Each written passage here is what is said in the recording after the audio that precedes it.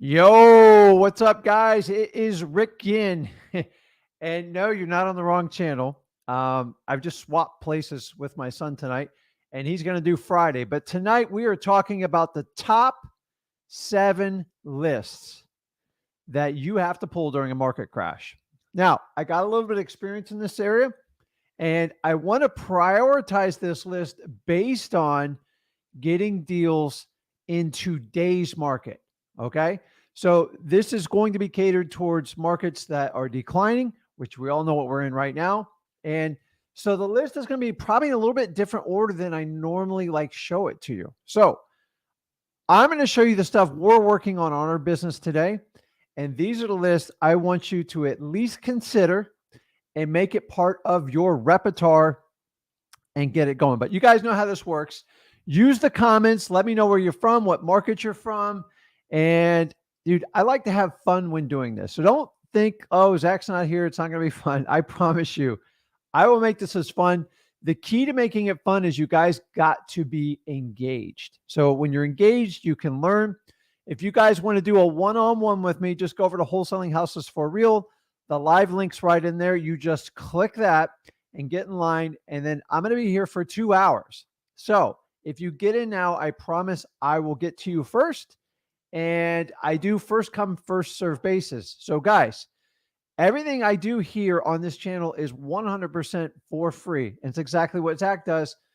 So it's up to you. You use it or lose it. This is how life works. So much stuff's out there. It's all right in your hands. You just got to go out there and grab it. I've been wholesaling for 20 plus years now, going on 21.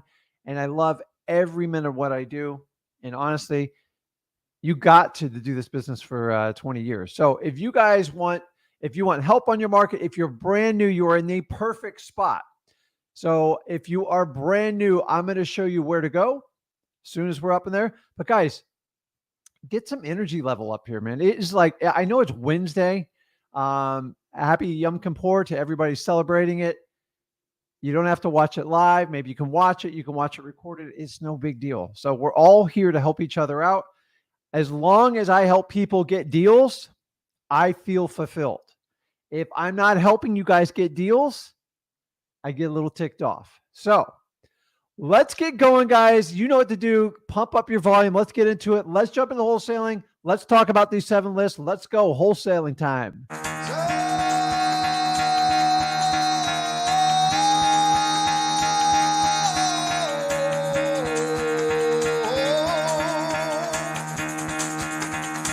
Get the fuck out of bed, bitch. Go.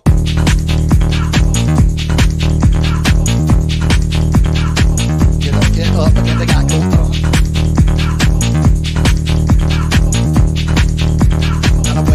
Time to wake up, bitch. Get up. Get up. Get up.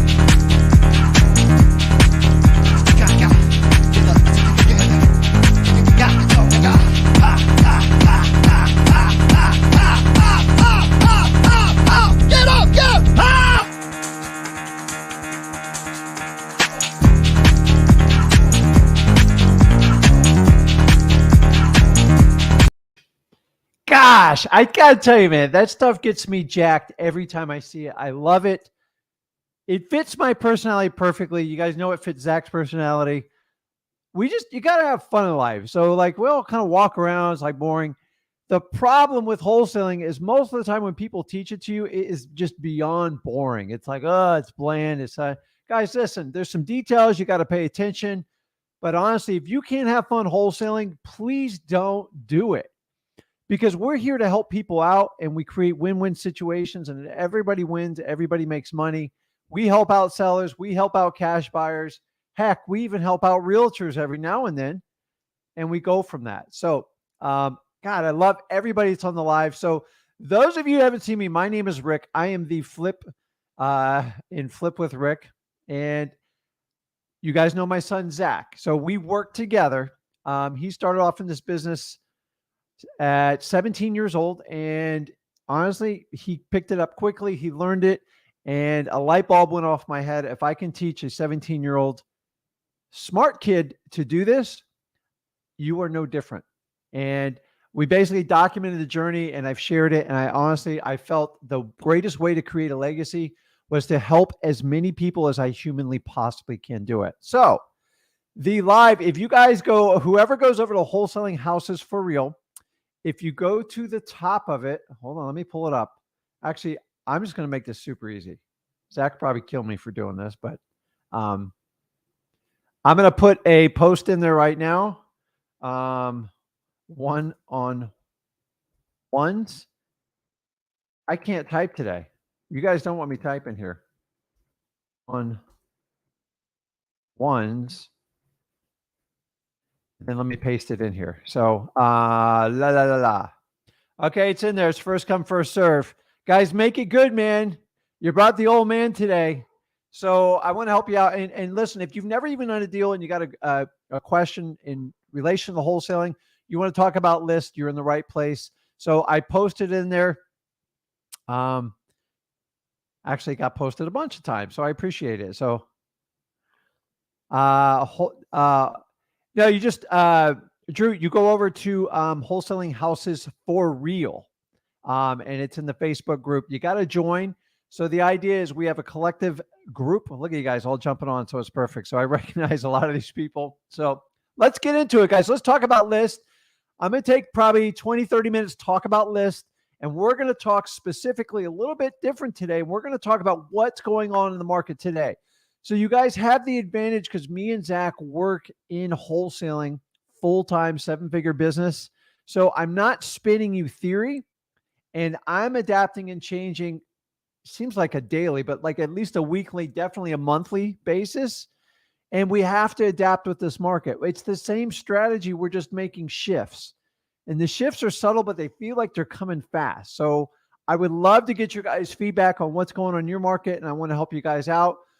What's up, Tay? What's up, Nathan? What's up, Drew? What's up, Craig? I see Corey, my regular, on there. So guys, make this interactive. Let's have fun, and let me jump into it. So put in your comments. I answer those questions just as fast as I can. I'm not as quick as Zach, but I got a lot of wisdom, so I can definitely help you out with it. So let me clear this up. Deals never stop around here, man. Okay. Anyways, I was waiting on word on a deal. So what's up, Jason? Okay, so let me jump into it. So we're talking about 7 lists, and I'm going to go at them a little bit differently today because, guys, we need high motivation in today's market. The days of the last 5 to 7 years where people taught you just throw it under contract and stick it on the wall, it's not going to work. At least in my market, most of the people I talk to here, cash buyers are becoming fewer and far between because they want the deepest discount and they're demanding huge, huge discounts. So you've got to understand that going into it. The retail buyers are waning away because we're now approaching a refi is 7.5%. A traditional mortgage is 7%. If you have very good credit and a low to debt income ratio, and if you're not in that, you're in a 6 or like low 700 score with some debt, you're approaching 7.5 on a regular 30-year mortgage. And honestly, guys, they're getting ready to turn the lever back up. We're going to 8. Okay. Now, 8% is not a big deal. Guys, I've been around. I did a 9% mortgage on one of the first houses I bought. 9%. You do the math. But here's the difference, guys. Real estate was a lot cheaper back then. Okay. I know it's all proportionate, but back then I would buy a $100,000 home and pay 8.5%, 9%. Yeah, I get it. We're making less money back then, but now you talk about $500,000 and $700,000 homes at 8.5%. It is a huge number. And it puts a lot of pressure on the buyer to put down a larger down payment. So now if you buy a $500,000 home, if you're putting down, most people like to put the bank loves a healthy 20%. That's $100K, guys. And remember, that doesn't even include closing costs. And then you run an amortization schedule. My God, man, like the numbers are huge. The problem is the higher that rate goes, the more pressure it puts on the end user. And when the end users start pulling back, the flippers start pulling back, everything starts dialing back. We had a big question of like, what's going to happen with rents? The reality is the inflation has pushed rents hard, but the truth of the matter, once inventory gets up there and houses start being vacant, rents will drop. Ask me how I know this. I've been through this cycle. I'm telling you, rents are going to be in accordance based on inventory. At the rate inventory is starting to shoot up, we are now approaching a buyer's market. Remember, the data is 3 months behind. I believe we're already in a buyer's market. And once there's competition for vacant properties because they can't sell them, they churn them in the rentals. That's what I had to do back in that 2007 mess, and that was a train wreck. And then you're going to have thousands of people trying to compete for the renters. And how do you compete? You drop price. So let's talk about the list. I'm not going to get in the rents. We'll talk about that. If you have a question, put it in there. A ton of you guys are already in line. So I'm doing first come, first serve. So when I throw that link out there, it gets crazy. So let's jump into it. Now, I'm going to work backwards on this list. Okay. I know what you guys are saying. So let me ask you, what do you think is going to be my number one? Dude, please throw in the comment. And I'm trying to get like some interaction because a lot of you, some of you know me well, and some of you don't know me at all. So you guys know what my favorite list is for like long-term approach to wholesaling. And I'm not going to ignore it today. But Alex, dude, if I had something to throw at you, I would. That's in a positive manner. It's probate. I love probates. Probates are always going to be the same because when people die, there's actuary tables and it never changes. The only thing different is when they file the paperwork. So probates aren't going to change. Probate's a constant. So I'm going to put it in at number 7 on the probates because probates are a longer term play and we're trying to focus on what we need to do today. So I want you guys to understand probates. Okay. So before I go any further, if you guys are brand new to this channel and you want to learn wholesaling, you came to the right place. Go over to freewholesaling.com. Me and Zach teach an entire course with 25 years plus experience on how to get started, get your first deal, and earn up to your first $100,000 in wholesaling. I've had thousands of people do it over and over again, so you know it's real.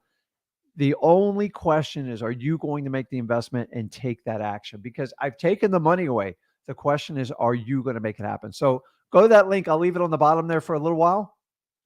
And let's get back to the list. You guys are good with this stuff, man. Okay, so probates. I'm not going to go deep in the probates. I love probates. If you want to be in wholesaling for the long run, it will make you a ton of money, but probates take time. So an average probate can take 2 to 3 months by the time you strike a conversation with the seller. So keep doing them. That's why I put them in at number 7. Don't stop doing them. Guys, I've done a million videos on probates. Just go on my YouTube channel. Check it out in the Flip with Rick here and my Rick Ginn channel, and you can find much more detail because I can spend 2 hours talking about probates. I love them. So don't stop doing them. But if you're just getting started, I'm going to work in backwards orders of lists. And these lists, we're trying to identify the highest motivation. So since I don't have a course to sell you, I'm just going to tell you how it is. Okay. Because most of the courses you buy, you pay whatever price tag. The very end, they tell you, oh yeah, you can go get these lists. If they just told you that up front, you could have got a huge jump start on your wholesaling business. And they make it seem like they figured this out. This has been around a long time, long before I was wholesaling, and it'll be around a long time after you and me are both wholesaling. So my next one, my son talks about this all the time, fire damage list. Okay. This is a list that's compiled from your local fire department of fires in your cities, your counties, whatever your immediate farming area. And why these are critical, because these houses, somebody owned, there's a fire, there's usually some sort of insurance claim, maybe there's not, and there is a list created, okay? Remember, the fire trucks, the paramedics, the police, how is that all paid for, guys? It's paid with your hard-earned tax dollars. You're entitled to these lists. So unless they privatized the fire department, this list is available to you, okay? This list is available to you. You're like, well, Rick, what am I going to do with a fire damaged house? Dude, I'm telling you, there is a ton of opportunity in selling these. These are some of the easier houses to wholesale. Now, there are specialty buyers for fire damaged properties. You'll have to spend a little bit more time locating them, but they go and hunt these deals down. So You're providing a service by talking. So you can get the list from the fire department. The fire department can't sell it to you. Who's going to sell it to you? The owner of the property. And what better motivation when you have a fire? If you guys have ever experienced a fire, it's extremely traumatic. Most people leave the house and they're done, and it takes a specialist to go in and repair it. I don't want you guys to do it. I want you to find a cash buyer that specializes in fire damage house, and they're going to get a nice big fat discount on it because that house is not selling on MLS. It's going to need a lot of rehab, and it's going to need a specialist in there. And remember, they're getting settled with an insurance claim. So they are much more willing to take a large discount on that house. You just have to be the person to go out and talk to these owners. And I'm telling you, do not overlook these.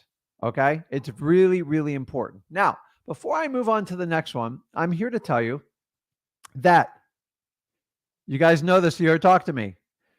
You will get resistance on some of these lists, some more than others. And I'm going to tell you which ones you're going to get the most resistance on. Okay. Resistance does not mean stop. And in wholesaling words, it really means, dude, keep going. Don't stop.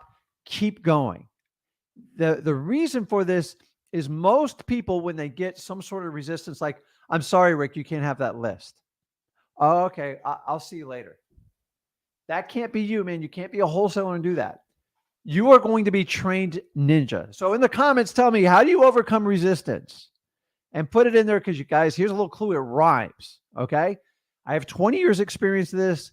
I used to walk away the first 2 times I did it. And then I learned I'm not walking away anymore. I am like going to overcome this. So Jason pays attention all the time. He's always here. So to overcome resistance, you got to meet it with persistence. Persistence just means you ain't going away. So you have to do it in a kind manner. This is not a permission slip to be nasty, run people over. It's actually the opposite. You've got to be super nice to people. Like, there's too many nasty people in this world. Do not add on to that. You've got to deal with it. So a lot of times, now, number one, there's a difference. When you guys are going to get these lists, when you're doing it in person, you have a greater probability, much higher, probably double than what you're going to do on a phone. Okay. You have to understand that. Okay, guys, unfortunately, I got enough people in queue. It's not going to let anybody more in. So if you're like sending a message, there's nothing I can do. I'm going to reward the people who clicked in there first. So understanding that if you go in person and you're local in your market, spend the time to do that. People do not like to reject people in person. It's human nature. On the phone, piece of cake, and email, I don't even have to think about you. Okay. So the key to getting this list, if you can go in person, or some of you, I talked to some people virtual. I talked to, I think it's Chaddock over in South Africa last week. The man got the code violation list because he hung up the first time and then he kept working. He found the right department and he wanted to get it done. So the key on the phone is you have to find the right department first. Okay. So I'm going to run through each one of them. If you're on the phone, I'll tell you which ones that you have to pick up. So Olivia got a good one there. I'll go back to that one. I swear to God, there's so many people on like this live, which is really cool because I know you're all here to see my son and not me. I'm just kidding. But I can only read the messages so fast. So bear with me because I'm not a techno wizard. Okay. So good one there, Jason. I appreciate that. So you have to overcome resistance with persistence. It's critical. If you guys are just going to walk away, you're not going to make it in wholesaling. So you need to exercise that muscle now. Now, it's not a permission slip to be nasty. Just go and move forward. The statistics show if you overcome most people's objections twice, they will cave and fold. Okay? Most people don't have it in it to fight it once or twice. The only people that will beat you on this are children.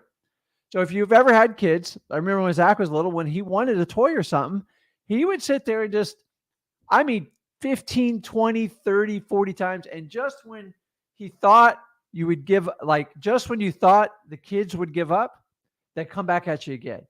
So think like a kid when you're going to get these lists and just kill them with honey and kindness and be super nice. A little hint, when you go in person and you got to wait at like any of these building departments or anything like that, if you have to wait for someone, make sure you stay in line of sight of them. If you're in line of sight of it like, oh my God, Rick's looking at me. Oh my God, like I can't. I learned this the hard way. If you move over to another room, you will sit there for 2 hours. Now, I'm not sitting anywhere for 2 hours for it. It's got to be a really good list for that. But usually in 10, 15 minutes, they're like, okay, come on over. And remember, use the same rapport building skills that we teach you to work with sellers. The same thing works with these lists. Nobody goes over the details. Everybody just tells you, just go get this list. And I love that you guys go into detail and go, okay, here's the issues I have with it, and we deal with it. Okay.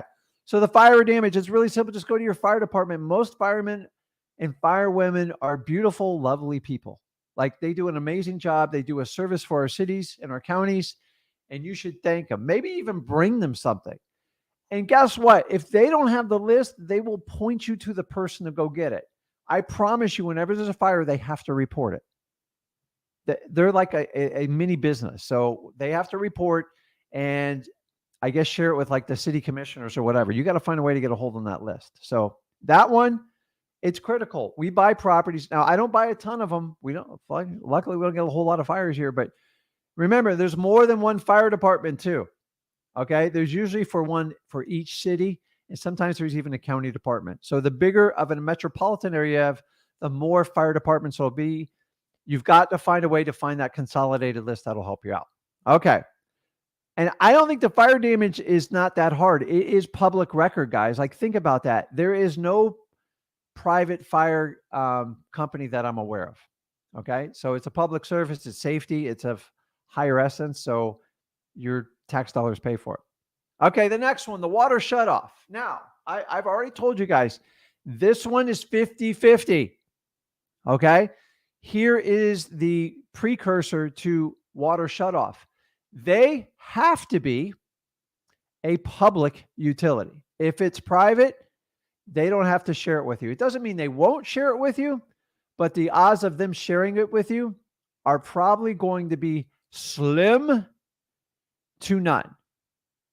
And guys, by the way, listen, if you like what we're doing, do me a favor, smash that like button, hit the subscribe button, and put the comments in there. It helps everybody find our channel. And I want to help out as many people as possible. Unless you guys just want to go to the gurus and just pay for everything and then come back to me and say they didn't fulfill it, it's your choice on like how you want to do that. So guys, water shutoff. So understanding water shutoffs, when they just shut off the water, think about this. If your water shutoffs, what's your motivation? You can't wash your hands. You can't do a lot of things. I'm not going to get into detail here, but it ain't good. Okay. You can't cook. The bathroom, you can't take a shower. No one's living in that house without water. Okay. So if you can get that list, it is one of the highest motivations. Honestly, I'm questioning why I even put it at number 6, but I'll get to that when we get to it. So I want you to completely understand that. So moving right along here, because I want to get to all everybody's one-on-ones here. The next one is your eviction list. Now, this list is easy. Okay. I want you to mark it on your paper right now. The list is easy. Why? Because it's public record at your county courthouse. And here's the really cool part. Your landlords usually, this is basically when the landlord is looking to kick a tenant out that's not paying. This is the time that any type of motivation, if they're ever going to make a decision to sell it, it's when the tenant moves out. Now, some landlords are nasty. It is what it is. If you get this list and get it fresh, you can get it online or at the courthouse. The really cool part is most of the landlords' phone numbers are directly on this list. So like there's very little skip tracing. It's very direct. I like it a lot. These are going to be beat up rental properties. Typically when you get them, they are perfect for wholesalers. Do not sit there and tell the landlord you're a wholesaler because he doesn't want to hear it. Okay. I'm a cash buyer looking to buy the house. You know, is that something you want to part with? And just get into it. This is a numbers game with it. The eviction list isn't huge. I will tell you, there's a lot of people not paying their rent right now. These numbers are going to go up. Okay. So going in a down market, you should track your eviction list. And when you see it growing, you should get super excited because I got some of my best deals off these eviction lists. And by the way, check. Here's a little hint on this. When you look up the property owner and you look at the property they're evicting for, see if they own any other properties. You would be surprised how many properties he's owned. Some own 30 or 40. I will tell you, once they own like 4 or more, they're what I consider like professional landlords, the ones that have been around for like 10 years plus. What you're looking for is the one that bought 2 or 3 properties that have no idea what they're doing and they just want to get rid of it. The market's dropping. Guys, this is one of the best opportunities to get motivated sellers. I love the eviction list. I'm going to be honest with you. This is probably the easiest of all the lists to get. It's not huge. And if you can get online, even better. And these things are filed daily. All the courts are open back up during this whatever. I'm not going to call it anything. The previous few years we've been through, it's been a nightmare on the eviction list. So the only list that I think's kind of screwed up is the state of California and maybe New York, because apparently it's really hard to evict anybody for anything. Here in Florida, you can kick anybody out in 20 days. Like, it's just really, really easy. So I like my state for what we do. Guys, go get the eviction list and watch that list grow. It's going to get thicker and thicker, and it's going to give you more opportunities. And keep in mind, when they sell it, the property is usually wrecked. It's vacant and it's ready to go. And usually they own most of them. Most of them are owned for all cash. Just the ones that are beat up, they own them for cash. So they have a lot of room to give you a discount. Go and get that one. Okay. So let's see. I'm not good. 7654. See, I can count. 7654. Coming in at number 3. Tax delinquencies. And I'm going to spend a little time on this one because everybody just kind of mulls over this. So a tax delinquency is a list that's derived usually at your county level, not at the city, at the county level. So property taxes are used to fund a lot of the county's functions. Remember the fire department? Oh yeah, we're paying for that. Your police department, the funding of your schools, critical. Water management, all where you get your city water and everything. Guys, this is all funded with real estate tax dollars. If these dollars don't get paid, your city and county will cease to function, and that's not an option. So what they do, say I owe $2,000 on a tax bill, usually comes due at the end of the year, November, December, and then you got till spring to pay it, March, April. If you don't pay it, they do what they call a tax certificate, and they auction them off. And so it's still $2,000, but they auction off the percentage the investor is going to get for buying it. By the way, buying a tax certificate does not mean you're entitled to any type of ownership of the property. It doesn't even give you first crack to buy it. It's just a return on your money, and that's it. You cannot own the property off a tax certificate. There's people out there saying that. I'm telling you, I've owned a lot of them. That property you can file a foreclosure, but then it goes to auction and you have to bid on it just like everybody else. The only saving grace, if nobody else bids on it, then you have a shot. That is a like less than 1/10 of a 1% chance, because I've done auctions for like 20 years. It doesn't happen. So now you're going to get, this list is long and it's thick. Okay. You got to have to learn how to sort this list. Some of the wealthier people, okay, let's blame it on the wealthy. They like to use the tax bill as a financing option. I swear to God on this. So they'll pay their tax bill the very last day because they think they can get a higher and better use for your money. You're looking for someone that's at least, I like to look for people that are 2 years behind and have an average, like medium price house value. So you can look off the tax assessed value. This list is long. So in my county, you ready for this? There's over 25,000 people on that list. Now, it's not 25,000 opportunities. There is about 5,000 or 6,000 people on that list that need to be talked to. You want to talk about having quantity? Listen, if you're not paying your tax bill, everybody knows if you don't pay it, the property is going to be foreclosed and taken back from you. End of story. Okay.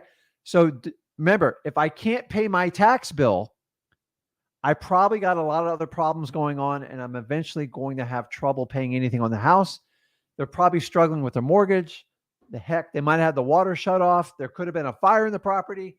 They could touch multiple lists, which we call stacking, which you don't need to do because a lot of the gurus say you have to stack list. Guys, You can't stack lists when you first start out in this business because it's expensive and you need massive volume to do that. Okay. So most of us are 1 or 2 person armies. I'm talking about you getting a deal now. Okay. So don't get sucked into this list stacking because, okay, so is the water shut off? Is the water shut off? Is it tax delinquency or are they in foreclosure? Well, odds are if they are, probably a lot of other people find them. So don't get caught up in that mess. It's just a fancy like data type of deal. And keep in mind, with the ramp up of property values over the last 3 or 4 years, especially the last 2 years, especially the people that bought in the last 2 years, these tax bills are going to be enormous and they are all dropping in the next 2 to 4 weeks. So you need to really ramp up and get these lists. And keep in mind, taxes don't go delinquent till after they do a tax certificate. So they go, hey, Rick, if I chase that down, I'm chasing somebody from last year and the year before. Who cares? Get used to it. It doesn't matter if they haven't paid their tax bill or not. You want to get involved and you definitely want to get in there. Guys, tax delinquency is going to be huge for 2023. So get in there, get the list. Now, here's a little hint. So I'm in Florida. So in Florida, we have to go down to the county office. You don't go to the appraiser's office. And usually the tax delinquencies is managed near the DMV. Do not ask me why.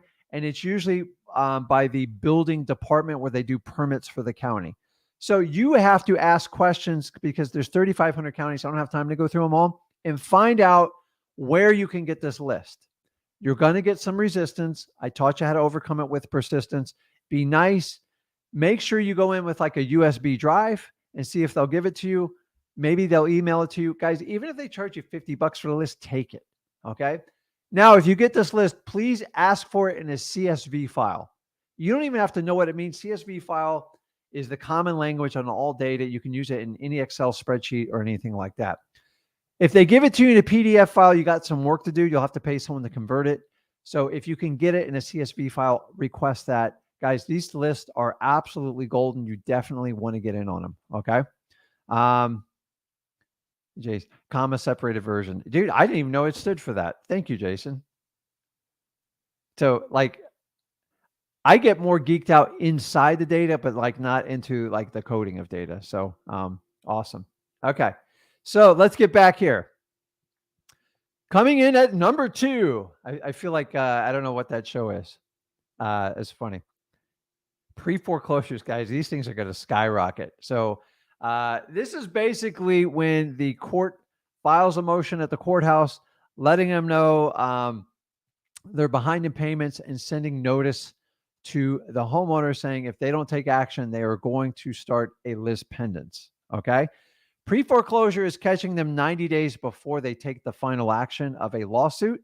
And this is a sweet spot you want to get them. You're probably saying, Rick, why don't I just go after foreclosures? Because most people in foreclosure wait till the very last minute, usually in the last 30 days.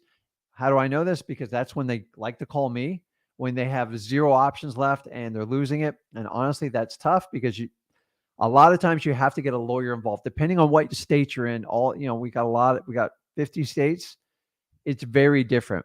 So in Florida, when they get in the last 3 weeks, 2 weeks, we have to bring in a lawyer and pay them, and we have to throw a Hail Mary, and it's like 50-50, and somebody has to pay that lawyer up front to get that done. Now, completely public list, greatest of ease to get this list. You're going to get them at your county courthouse. Okay. They're typically done on a county courthouse basis, and most counties will put this stuff online. You're looking for the fresh filed stuff. Now, those of you that really want to geek it out, you can go and find data called a pre-nod, which is a notice of default. And there's some like list services you can buy them for. They're not really reliable. I'm praying to God that Batch and Prop hear me and they can get access to that data much quicker. But right now, you really got to get it from the courthouses.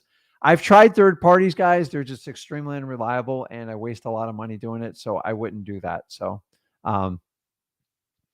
let's see here. Okay, back to this. Now, guys, I've done pre-foreclosures from day one and I started this.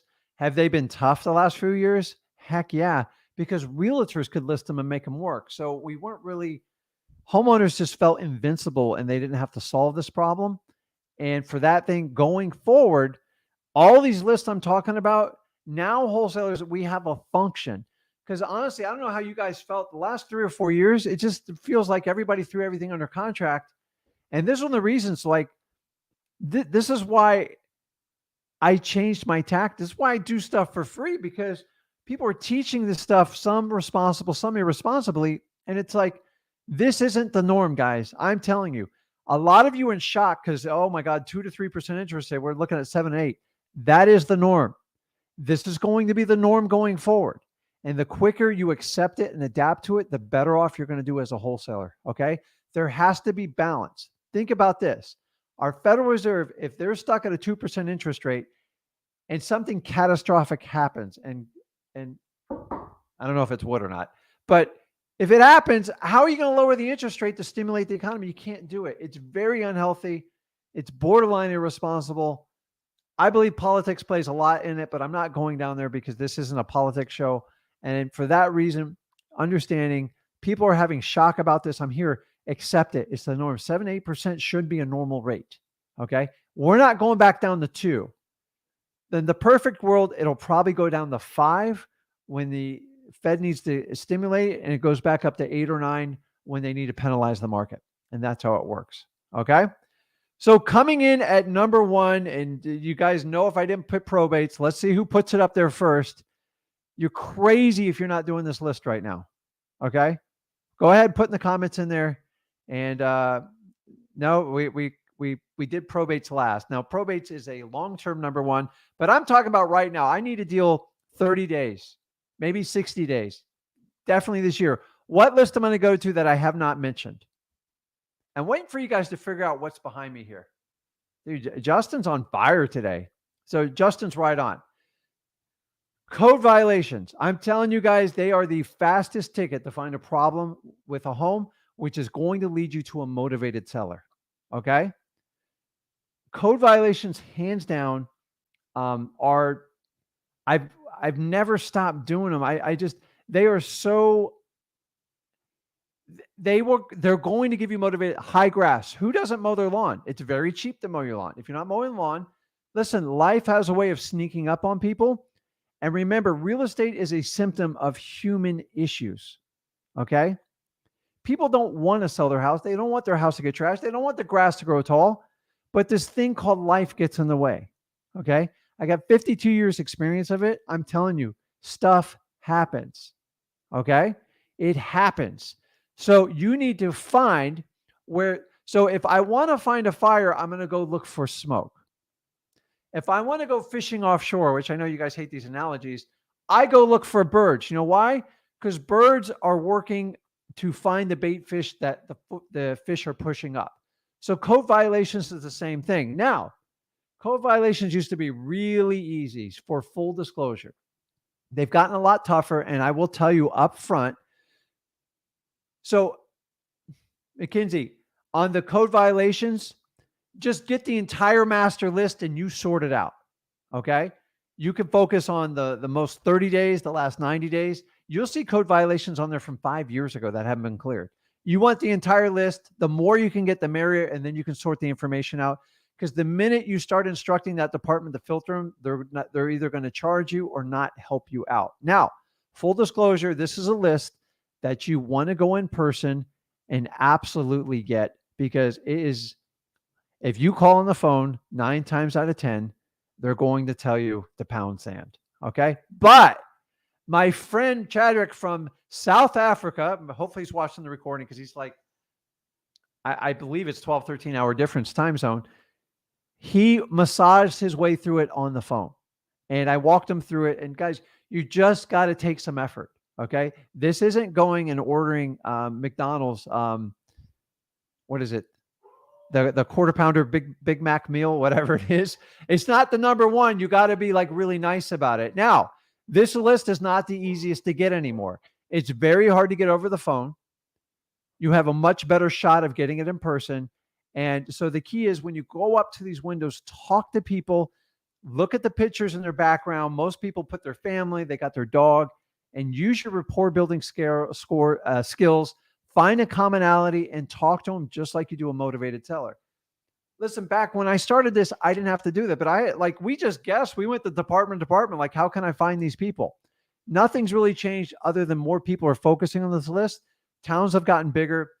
What happened is a lot of people were trying to pull this data and sell it to us. So I'd rather you get the data live. It's much better. No one's ever going to be able to sell you code violations. If they do, they're lying to you.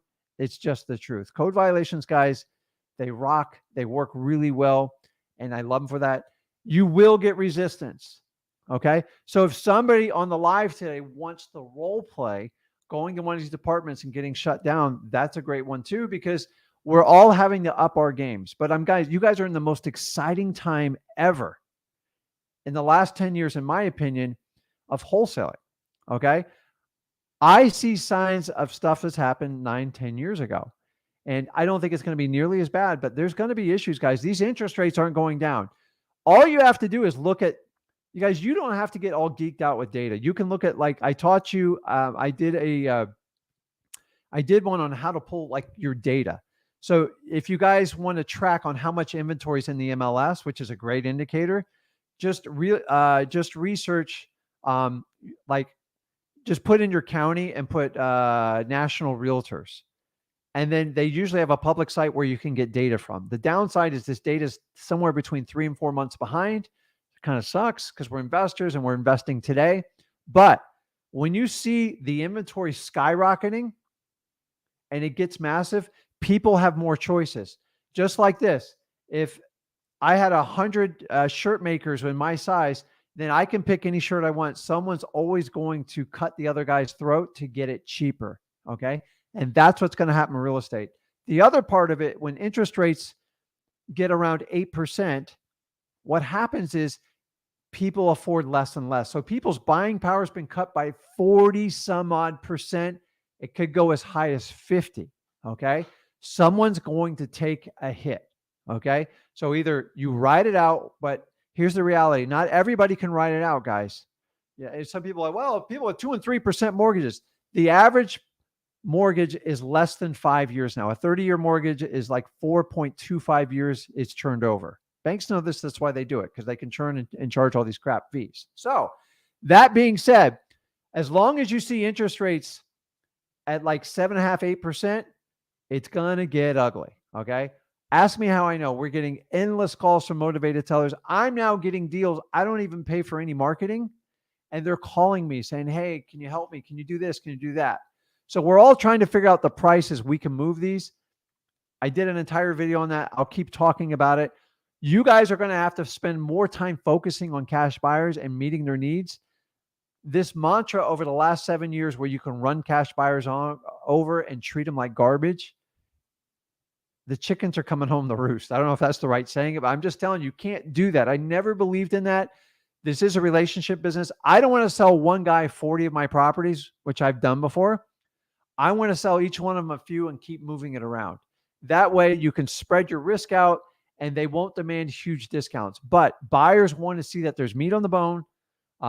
They're anticipating discounts to go on and on. Because remember, if you sell them a beat up property, they might have to sell it 6 or 9 months down the road. And remember, a real estate dropping at 1.5% a month, it could severely affect them. And remember, inflation's killing everybody. It's not just like real estate. So guys, that is it on my top 7. Now, I'm going to give you a little hint. I got to talk to Zach about this, but I've got some lists. They're not really lists, but I'm going to show you where to go to find some absolute gold deal. I don't have time to do it in this live because I want to talk to you guys.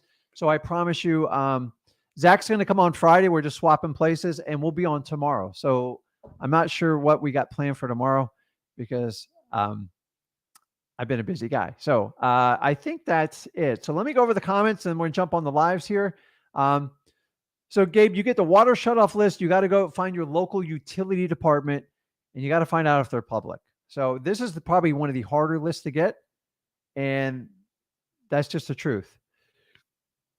So Craig, just to let you know, when you guys, if you decide to pull out the FOIA card, which means Freedom of Information Act, you've got a lot of time that's going to go by. And then you get to play all these government games.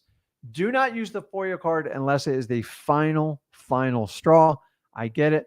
As I said, some of these lists are not 100%. I went through the list and told you the ones you get the most resistance on. Let me give you guys a little trick. This is going to be dirty, okay? And you're talking about a guy who's wholesaled for 20 years, okay? Sometimes, and I say sometimes, when you're talking to the person trying to get the list, it's either a nice young lady or it's a young gentleman, okay?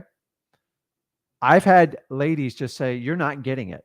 And just like, "I know what you're doing." And like, they just attacked. And it's like, I go, man, and I quickly tried the charm thing. It didn't work, man. So like sometimes ladies are just, they're on to you what you're doing. And I go, man, I can't crack this. So I went back and I recruited my wife. And she walked in, she goes, "Piece of cake." And she brought it to me. I'm just like scratching my head. I'm like, holy moly. So listen, it's a trick. I know your significant others or your spouses aren't always up for it, but I'm telling you, man, it it's unbelievable like how that happens. So sometimes you can send in a male versus a female and you can like, you will hear a completely different story. Try it. Don't blame it on me. I'm just giving you options. You guys got to think outside the box with this stuff. Okay. You are not order takers. You do not walk in and go, "Give me this list." And then they go, "No." I go, "See you later." Okay. We can get anybody to do that. You guys took on the challenge of wholesaling. I told you there's going to be obstacles. You got to find a way to get through those obstacles. And that doesn't mean running people over and treating them like garbage. Okay. So if you're going to do that, get off the chat. I don't want to hear about it. Okay. So, but the FOIA Act, I'm going to be honest with you, it's been an empty threat for me. And I'm giving you full disclosure. You guys know I just tell you how it is. I'm authentic. When I threaten to use FOIA, that means I give up. I'm not going through all that paperwork waiting 3 months to get it, because what happens when I need it again? I got to do it all over again. And understand, if you file a FOIA, there's a $10,000 penalty to that department. It's going to be a nightmare. So I'm just saying, when you do it, it's kind of what it's like playing poker. And if someone calls you on your bluff and you get caught, just move on. We do not get in this business to file a FOIA request. Actually, I've never even, you can go and Google it and look it up. But so they do this for like federal government documents and stuff like that. You want to look up like UFOs and stuff like that. It's, guys, listen, I give you my opinion, and more importantly, I give you my experience. And if you can learn from my experience and make yourself a better wholesaler, and you can learn from my son, Zach, then you'll do really well. Not everything works perfect. That's just the reality. Okay. Why do you think doctors call their business a practice? Because not everything works. They have to practice. You have to do the same things. You will have to fail at certain things to be successful. Okay.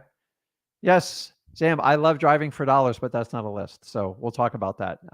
So I'm going to jump on and do the lives. I'm going to run a little, I tell you what, whoever can, without Googling it, anybody figure out who this is behind me? It's a kind of a piece of artwork, but don't Google it. That's not fair. But I like to use kind of like backgrounds and stuff. So like you can kind of get to know me and Zach personally. He's my son, so we have similar taste, but I respect like a lot of people in different, and it has nothing to do with real estate. It's just somebody I really admire. And so if you guys are big fans of him or her, let me know. And yeah. So who is the real person behind who's the real person behind that? So you guys got to give me a name. I'll give you a hint. It's there it is, man. So he's a famous singer and actor. If you guys ever get a chance to go see 30 Seconds to Mars, absolutely amazing band. But the reason I like him is dude, the guy does no drugs, alcohol free, very physically fit. And if you ever have the chance to like watch any of his interviews or anything, just an amazing communicator and just loves people, and probably the most authentic entertainer I've ever seen. So I just love him. He's timeless. And dude, he's a little bit younger than, well, he's probably a lot younger than me, but I believe he's well in his 40s. So I don't know what his age. You guys can look it up. It's just amazing to do stuff like that. And I love people like that. And if you ever, I've got to see him in concert twice. He's so energetic. He gives everything he has. And then like everything he does is like way up. He's 50. You got to be kidding me. He's 50. But like he does these beautiful characters, and like his band is like amazing. He's been on soap operas, like everything. So I love people like that. I love people that just bring good things to this world. And I don't think you can find anything bad about it. So his brother plays in the band. It's like amazing. So check him out. I love them. I think they're awesome. I'm a huge fan. And but I like to share personal stuff because I think when you get to know people personally, you can understand like what clicks. So I always tell you, go find people that resonate with you, that like have the same beliefs with you, and actually do it. So if you want to learn, somebody asked, where's the course? Real simple. Go over to freewholesaling.com. So I put it up earlier, and right there. There you go. Freewholesaling.com. Check it out. All you do is give me your email. I'm not going to swipe your credit card. Everyone's like, why do you do this free? Rick, you could make a killing doing it. Dude, I have a different agenda. I want to build a legacy. So I've seen the change it's made in my family's life. You guys know about my son. I have the ability to work with my own family. It's honestly, I never even thought it'd be possible, but it is. And I owe it all to wholesaling. I've been through so much in wholesaling, and I see in wholesaling people come and go all the time. You guys notice if they come, they go, they come, they go, they come, they drives me nuts. I'm staying, guys. I ain't going anywhere. I've been here 20 years. I believe we need a leader in the industry to show you how to do it. And I love that my son works on it to me because he brings a lot of the skills that I'm not great at. So we're not all great at everything. So I'm really good at talking to people and marketing. Zach's really good at like cutting to getting deals, working the techno side. And he understands how it works. So you kind of get both versions. And here's the really cool, working at freewholesaling.com. You guys know how young Zach is. We're going to be here a long time. So if you had a platform, you could come for the next 30 years and get the most reliable information for people to actually do this business. I don't run a coaching program. There's a reason for it. I want to get people started. I want to make a change in their life, and I want to show you what you can do. And then after that, we can connect, become good friends online. Maybe we do an event or something like that. The more people we can bring in this community, the more impact I can have. So that's my public PDA, not my PDA. That's my PBS public disclosure on it. So that's it. So full disclosure, I get ADHD. I sometimes bounce around, but I learned it's my superpower. It's not. So every teacher told me, "Oh, you're like, you're not very bright. You don't know how to do things. You don't follow instructions." I was never meant to conform to we were never meant to conform to how our education system is. That's another conversation. But if you guys experience stuff like that, or people tell you to do it, wholesaling, man, it is your home. So I want to create a community of people that feel like they're connected and they can do this. Anybody tells you wholesaling is you get, by the way, I've been doing this over 20 years. The amount of coaches, gurus, mentors, whatever, told me wholesaling's dying. It's not going to, dude, it hasn't gone anywhere. It's not going anywhere. Anybody who tells that's probably going to try to sell you something. Okay. So make sure, God forbid, if you're going to pay someone, God, make sure they got a ton of experience and make sure they got it in multiple markets. And honestly, in the end, you're probably going to, if someone's going to train you on wholesaling, I promise you, you're going to come back here because I believe we give the most transparent information, and I don't hide behind a credit card swipe to get access to me. So anyways, talking about access, let's get to access. So your system typo. I don't know what that means. Yeah, I know. I didn't mean PDA. You know what I'm talking about, guys. That's my ADHD kicking in. So, okay, let's bring some people on here who we can help out. Let me see here. Yo, you there? Hey, what's up, man? How's it going? Long time no speak, man. It hasn't been long, has it? Nah, it's only been like 2 weeks or something. I really haven't had that many questions, but okay. I came kind of full of them today. So this first one's kind of like a question, I guess, more Zach oriented because I got this from a video of his that he made about lists, and it pertains to the bail bondsman list. I have no clue how this works and what to ask them because Illinois I, doesn't I, even have bail I'm the bondsmen. guy. I'm the guy who came. I'm never going to say I came up with it. And guys, by the way, I hate when people say I came up with this special technique. No, you didn't, dude. By the way, wholesaling's been around a long time. It's just been a secret before like 2000. Okay. So anybody who tells you I came up with this method, it's like it's a cute like marketing gimmick, and maybe they put like a little extra spin on it, which that's fine. But I'm just telling you, like cold calling, all this stuff. So bail bondsman, what's your particular question on it? Honestly, I just don't know how it works and what to ask them because do I find a list of like actual bail bondsmen and ask them Okay. if they have any property or how do I go about that? So here's the deal. So bail bondsmen are typically small business people, just like you and me. And most bail bondsmen are family-owned businesses, and they're usually handed down generation to generation. Okay. So knowing that, you have to build some sort of rapport. It ain't like walking in and getting your code violation list or the eviction list. Unfortunately. Is you have to kind of connect with them, and it's just simply stopping by. So hopefully you haven't had to use them personally. So you guys, so you guys fully know a bail bondsman is like when Johnny gets arrested and he goes to jail. Depending on what state you are now, because some states you don't even have to post bail anymore.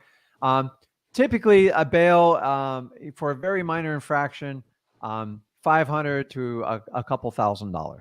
Okay, so you have the option to either pay it in cash and you pay a bond, and then basically hold that in the court system to make sure you show up for your court date. If you don't, they take that money and then the po go chase you down, or whoever, marshal, whoever chases you down. Now, when you commit a more major felony, say like battery multiple times, sometimes even big DUIs I've seen. But like if you commit something like really bad, you can have 10,000 to a couple $100,000 bond. Okay, most people can't afford that, less than 1%. So what do? You sit in jail for the next 6 months to your court date. They give you an option to buy what they call a bail bond, and then usually pay 10%. So if my bond's set at $10,000, which is a common one, your mom can come down and pay the $1,000 and get you out of jail, and then she has to sign it just like she does like a mortgage and a note. And sometimes they make them put up their house as collateral.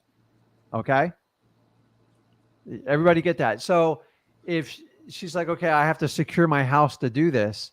Some people have really large bails, like $100,000. So they got to put up $10,000, and then she'll actually do payment plans, and then they'll put a lien in the first position on her house, and they're going to look at it. If the house has a bunch of mortgage on it, they won't do it. So what happens if little Johnny doesn't show up to his court date? Mom's in trouble, and she can lose the house quickly. Okay. So then if she doesn't show up, they call the bond due. If she hasn't paid in full, they immediately can start. There you go. Jason's got it right. Dog the bounty hunter comes after him. They can start a foreclosure process. They can file to the courts and get a judgment against it and get the house foreclosed on. And I do like Dog the bounty hunter though, but the whole story's sad about his wife, dude. I actually enjoyed her. So anyways, I'm not going to go that. I get all weepy on it. So now they have a problem because they're going to take they don't play. Okay. You either pay them or they're taking your home, one way or the other. And this usually takes time, anywhere from 6 to 12 months.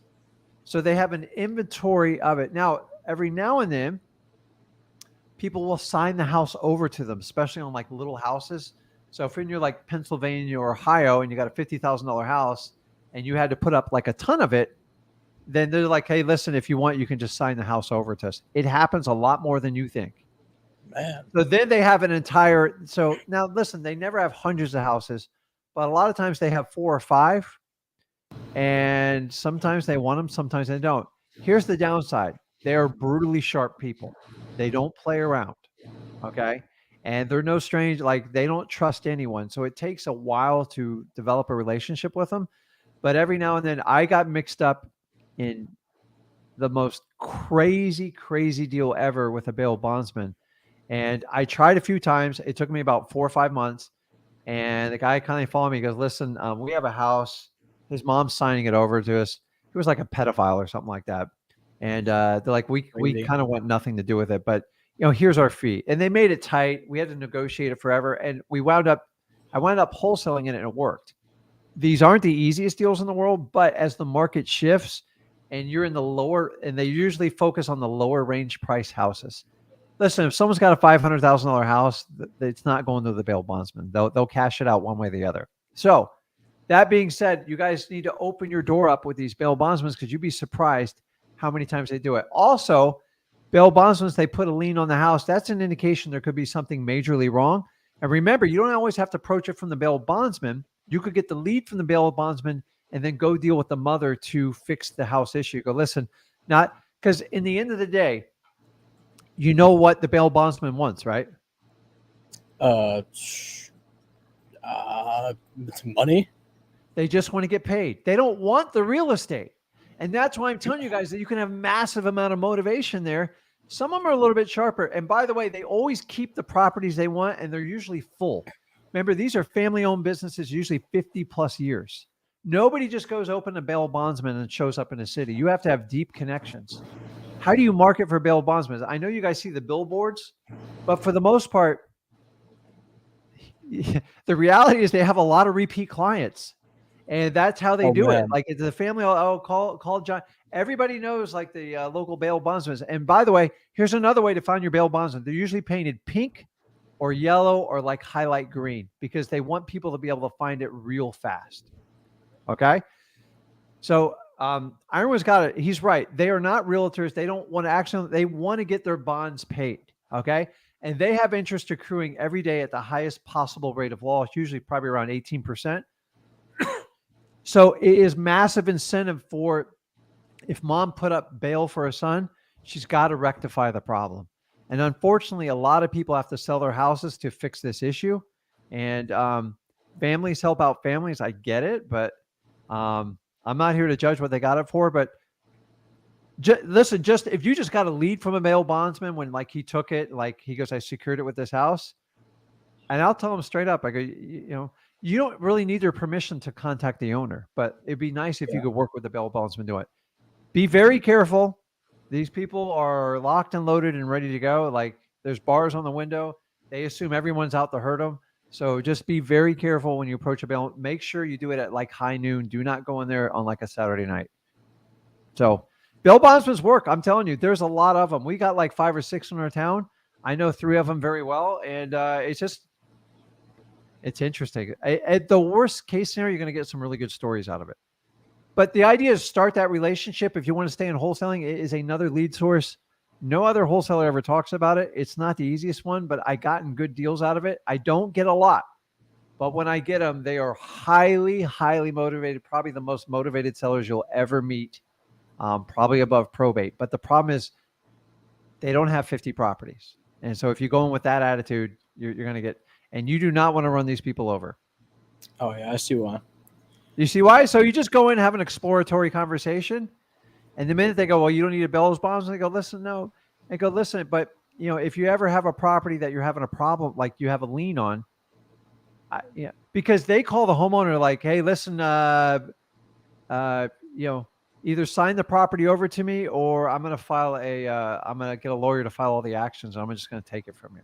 Well, once they're going to take it from you, might as well find some way to help the homeowner out. So sometimes bail bonds, they help.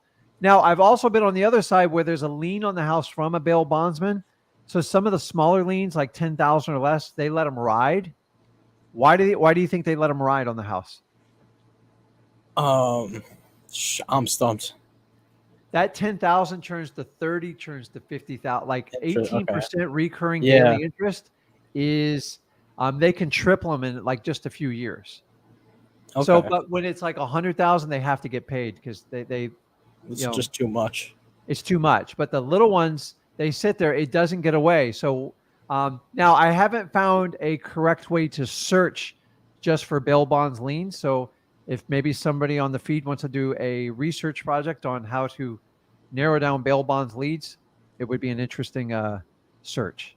Because those, I'm telling you, those are the most deadly liens you can put on a property, because they have they have more rights because it was a bond. so they can accelerate it a little bit faster. But I'm not a lawyer. I don't get into that stuff. I'm just telling you guys, I struck up a conversation and I got a property. It took about 4 to 5 months. And then what I did is I had one of the bail bondsmen, they would give me leads of houses they put a lien on the property before they actually went public. And I had a leg up to just go talk to people. And usually you're helping out because usually it's like a mom or a grandma and they're just trying to help out a troubled youth or something like that. Sometimes they're not youth. Sometimes they're like my age or older, and it happens. Guys, I've had people with like multiple DUIs on this. Like that's probably one of the biggest ones you'll see on them. Keep in mind, like some people don't have gas to put in their car. So if they even have to pay $1,000 bond, it's hard for them to do. So that's why bail bonds know they will go to real estate before they go to a car, a boat, an RV, or anything else. Because it guarantees them payment. Yeah, I used to have because Illinois doesn't have bail bondsmen, so my understanding is like super limited. I used to think that they were the people who put up the bond, like cash for them, and if they skip town or something, then they would get to foreclose on the house or something. But now I kind of get a better understanding. It's they're the ones who go after the person who put up the bond, the collateral, if they do skip town and don't go to court. Well, see, so I'm not here to get into like how bail, like I'm not like a bail bondsman. Unfortunately, my history is watching Dog the Bounty Hunter. But most bail bondsmen is if you skip bond, they can put out like what do they call it, a APB for your arrest.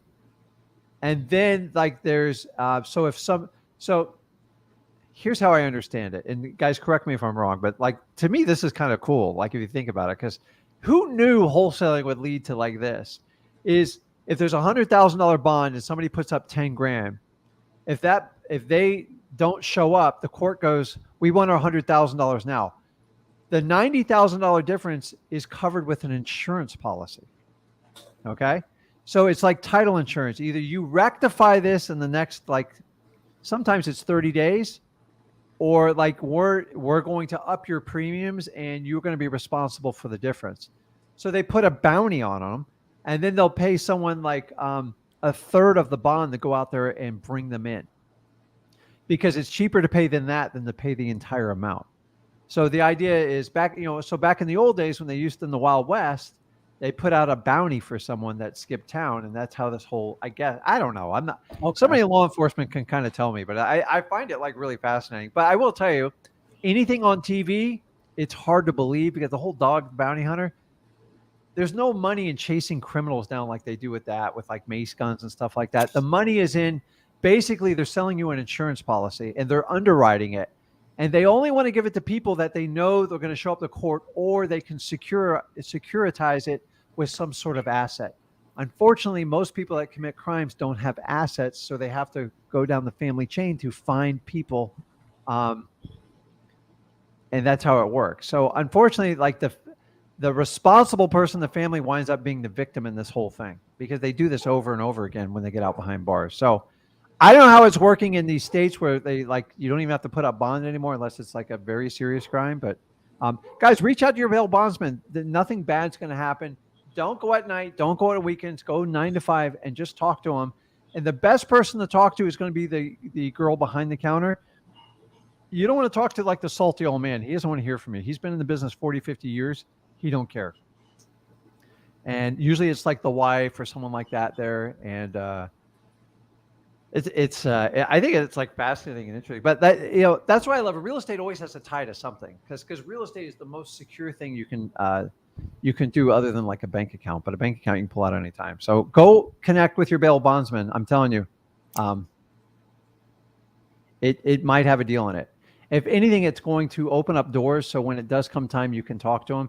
Because the problem is you have to have 3 or 4 conversations before you're even going to get access to that list. If you think you're going to walk in there and give me a list, yeah, you could be chased out of there quickly. So I got you. Okay. I got some more questions. Forgive me. I'm going to be all over the place, like from topic to topic. Well, I'm going to give you 2 more questions because I want to help out as many people as I can. So guys, by the way, I love it. My favorite thing, I'm going to get a t-shirt that says, I got a quick question. I got a quick question. And I'm going to sell it for charity because, and I get it, but like that's everyone's go-to line. So just be organized with your question. I want to help out, but remember, I'm trying to help out as many as I can. So the idea is I try not to answer the same question too many times in the same light. But go ahead. What you got? Prioritize them. Okay, I'm gonna try to figure this out. Okay, so first, when signing contract with an LLC, do you need to have like a representative name? So if I were to give an example, like let's say you were trying to sign a contract on behalf of Flip with Rick LLC, would you put Rick Ginn representing Flip with Rick LLC, or could you just put, as long as you have signing authority, Flip with Rick LLC? So if I'm president of the LLC, signing on, what is it? And by the way, this is important, guys. You can put on there president of Flip with Rick. Where is it I put on that? Actually, unfortunately, I have people who prepare this for me, so I just sign it. So I haven't looked at it in a while. Okay. But you have to distinguish your signature, otherwise you're signing it for it personally. So you put in your John Hancock in there, and under there just put president of Flip with Rick, or on behalf of Flip with Rick as president. You have to distinguish. I got caught once. I did that, and we had a contract go sideways, and I had a lawyer try to attack me on it. I actually had to settle. It cost me some money. So actually, he's making a good point. I'm not a lawyer. I don't want to give you legal advice, but if you're going to sign your personal name and you're like the president or whatever, a managing member, you have to designate the title in print below it. And if they can't read it, they won't recognize it. So on our contracts, when we do it, a lot of them we do typed. They put it under there and nobody can ever misinterpret it. The person that attacks that are the lawyers. So number one, don't piss anyone off. Number two, do what you sign you're going to do. And number three, when you sign your name, if you're not signing it for it personally, be very clear and distinguish your title below it. Because then the lawyer's going to go, okay, I want to find out if he's president of Flip with Rick. And if he's not, I'm going to nail his butt. And then that's what they do. So a lot of you guys just sign haphazardly, and you're depending on a title company or someone else to put it. Make sure, especially if you have an LLC or a corporation, when I sign my name, I don't want to be personally responsible for it, because you want to shield at least go through it. And it's really, really important. So that's a good point. It makes sense? Okay, I got you. So no matter what, you want to have somebody's name on there to represent. Yeah, and just make sure, because some of you guys are presidents, so you call yourself a president, a secretary. What's the other one? Vice president. You can call yourself a managing member. Get your title right, because titles do count in this business when they do it. So, what else you got? Okay, and so I spoke to, because I've been calling out probates lately, so I spoke to a title company attorney yesterday, and they told me that in order to close on the property mid-probate while it's still open, it depends on whether it's summary or formal administration. What state you talking about? Florida. So you should know about that pretty well. Yeah, he's lying to you. I'm just going to tell you up front. Okay, so I've done hundreds of them. Whether it's so, summary. By the way, a summary is a piece of cake. Piece of cake. Do you understand what a summary administration is? I read up a tiny bit on it. All I know is that it's. Let me just do it. A summary administration is saying we had to announce the world probate because the person died, and then this is usually like husband wife. And what the lawyer is doing is, okay, the property was homesteaded. As long as it qualifies, they resided full-time in the property. He's filing a motion to take that property out of probate. Once they file that motion, it's 30 to 45 days.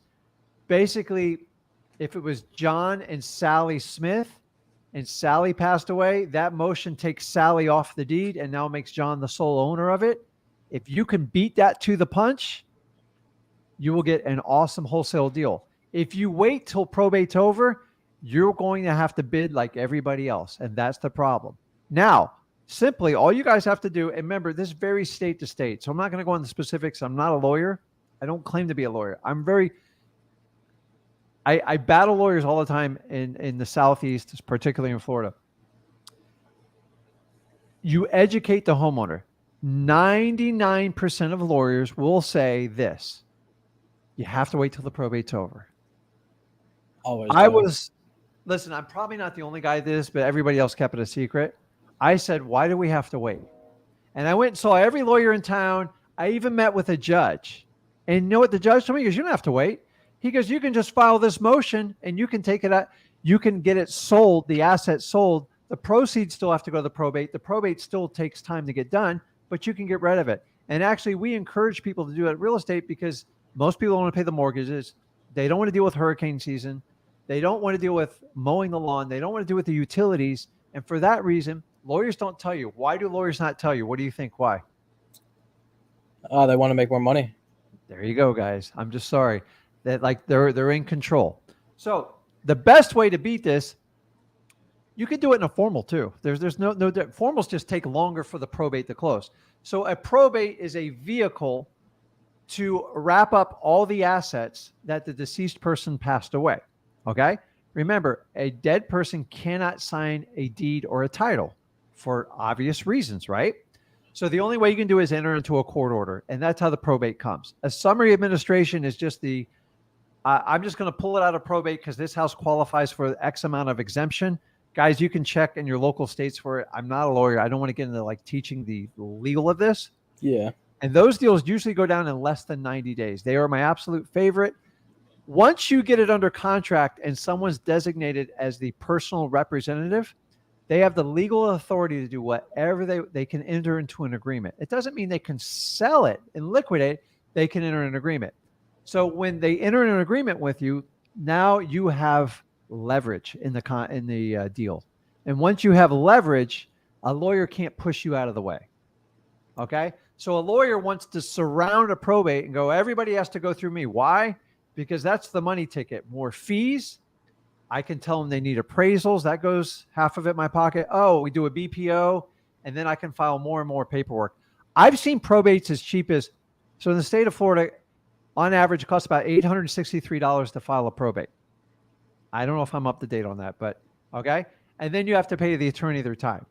So an express probate, honestly, should take, it used to be $1,500, I'd say $2,000. Dude, they file like 1 or 2 pieces of paperwork and that's it. They don't go to court.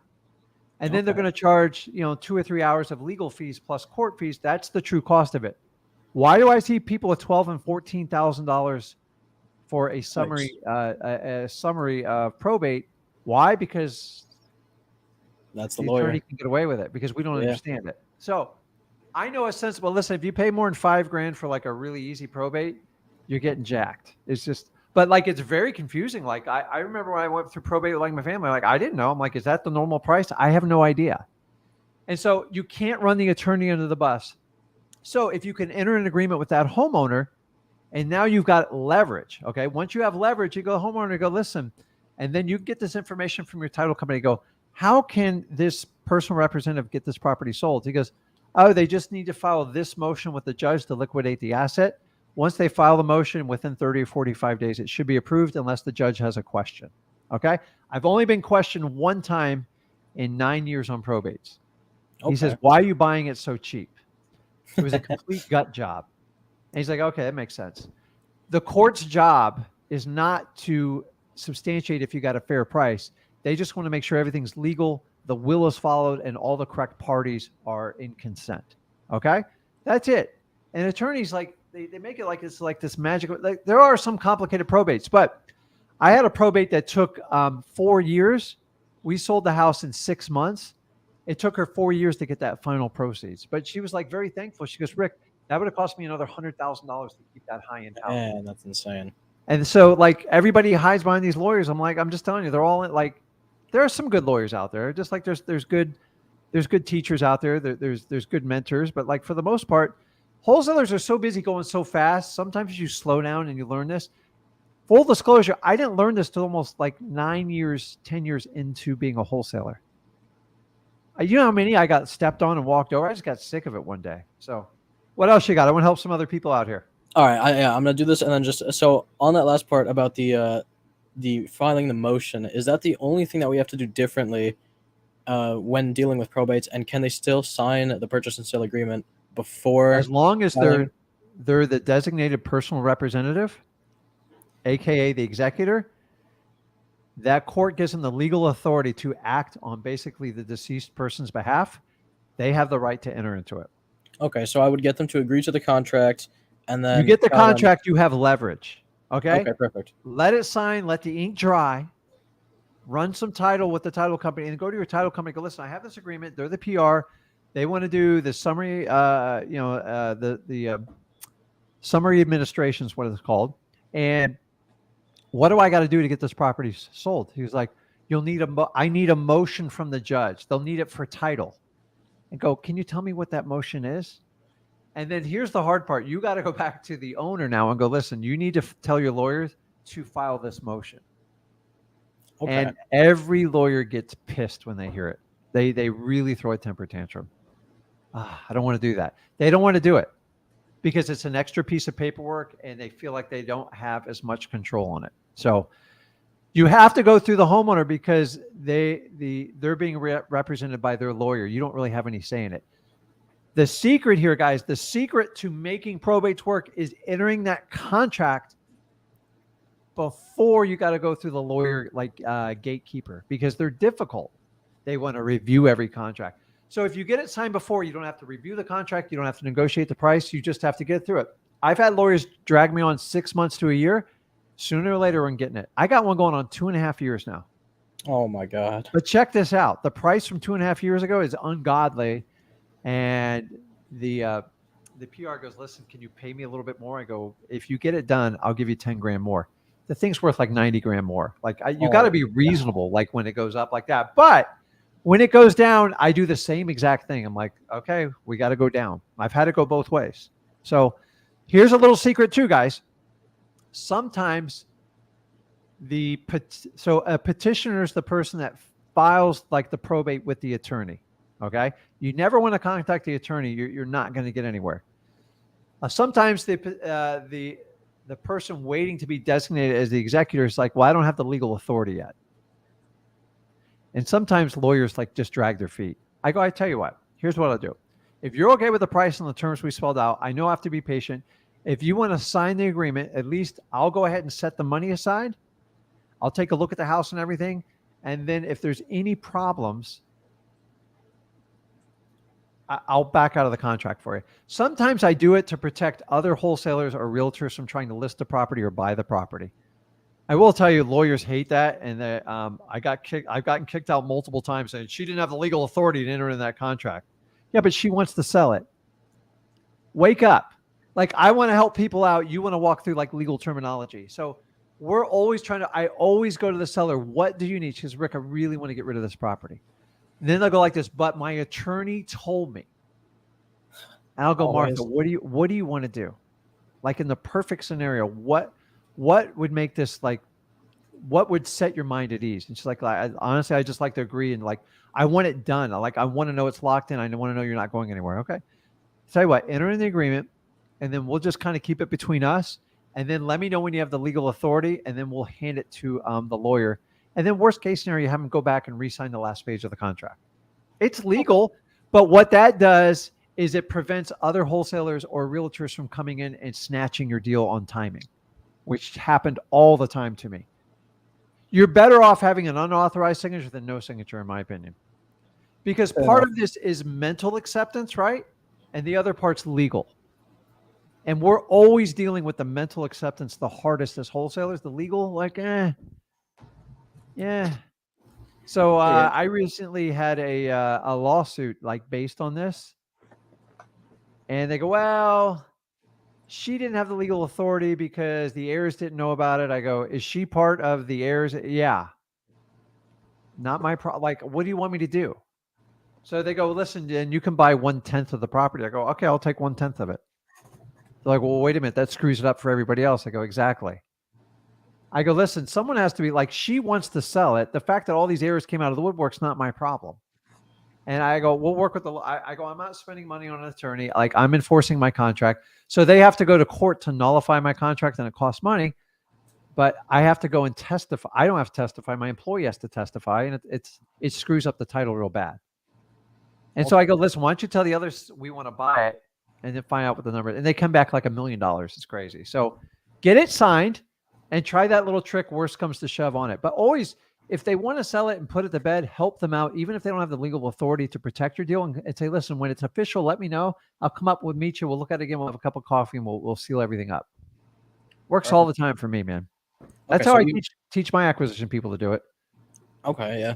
So even if they don't have that legal authority, you can still get the contract signed and then revisit it once Yeah, they. but I understand you're getting a mental signature. So Okay.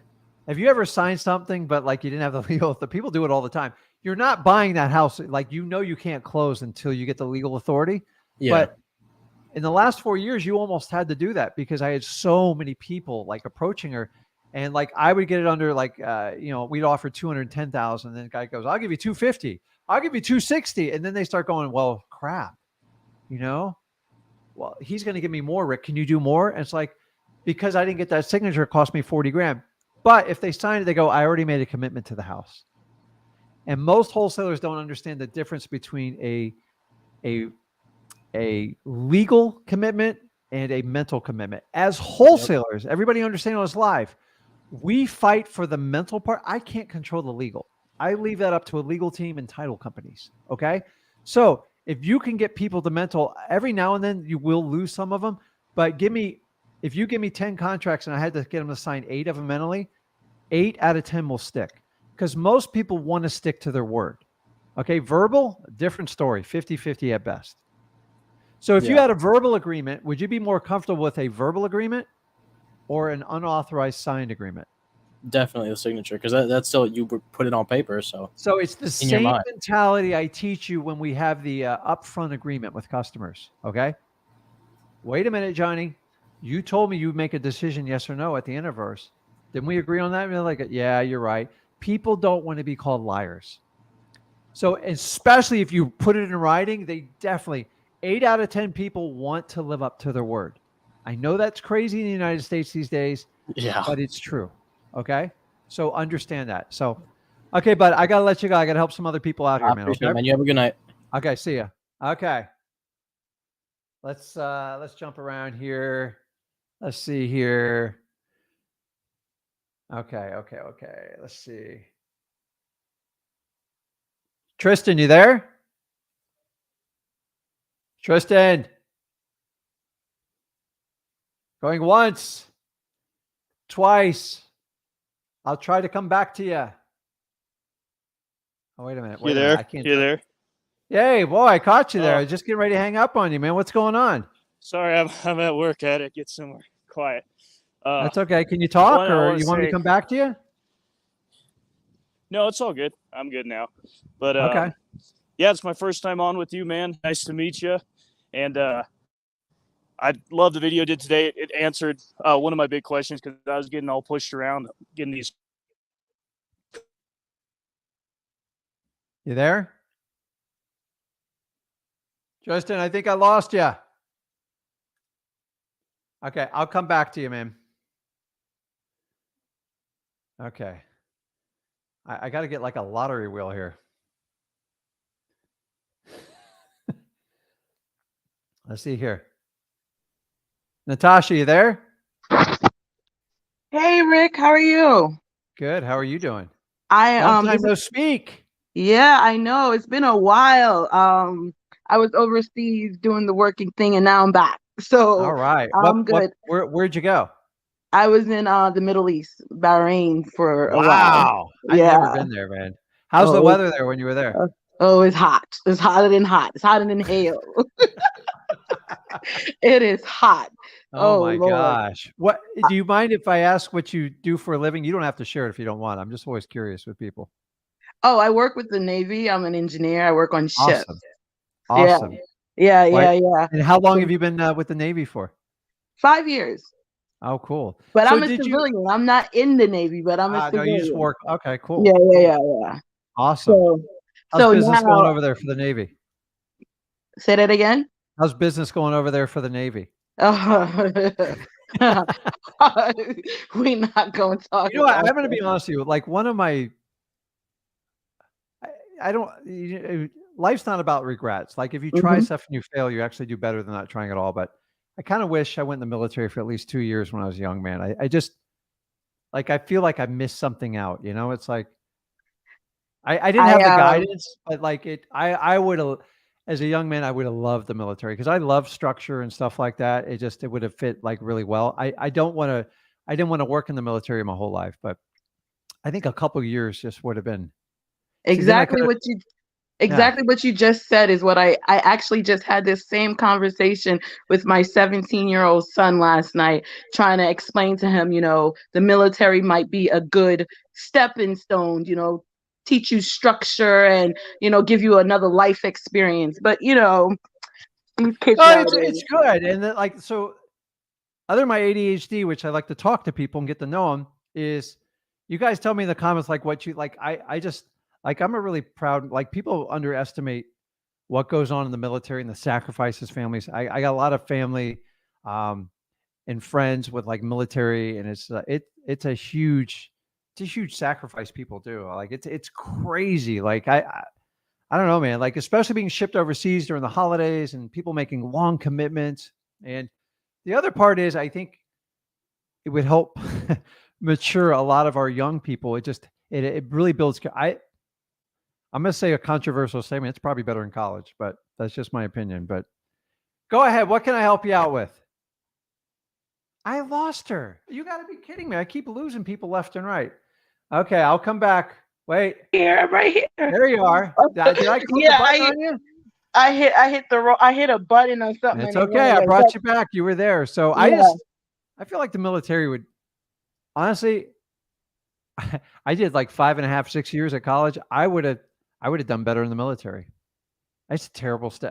It's not a terrible state. It's just the truth. I agree with you though. I Okay. do agree. But my question, just to go off of your topic from today, all these lists that we do pull, when we finally get the list, we skip trace it and we start calling and speaking to sellers.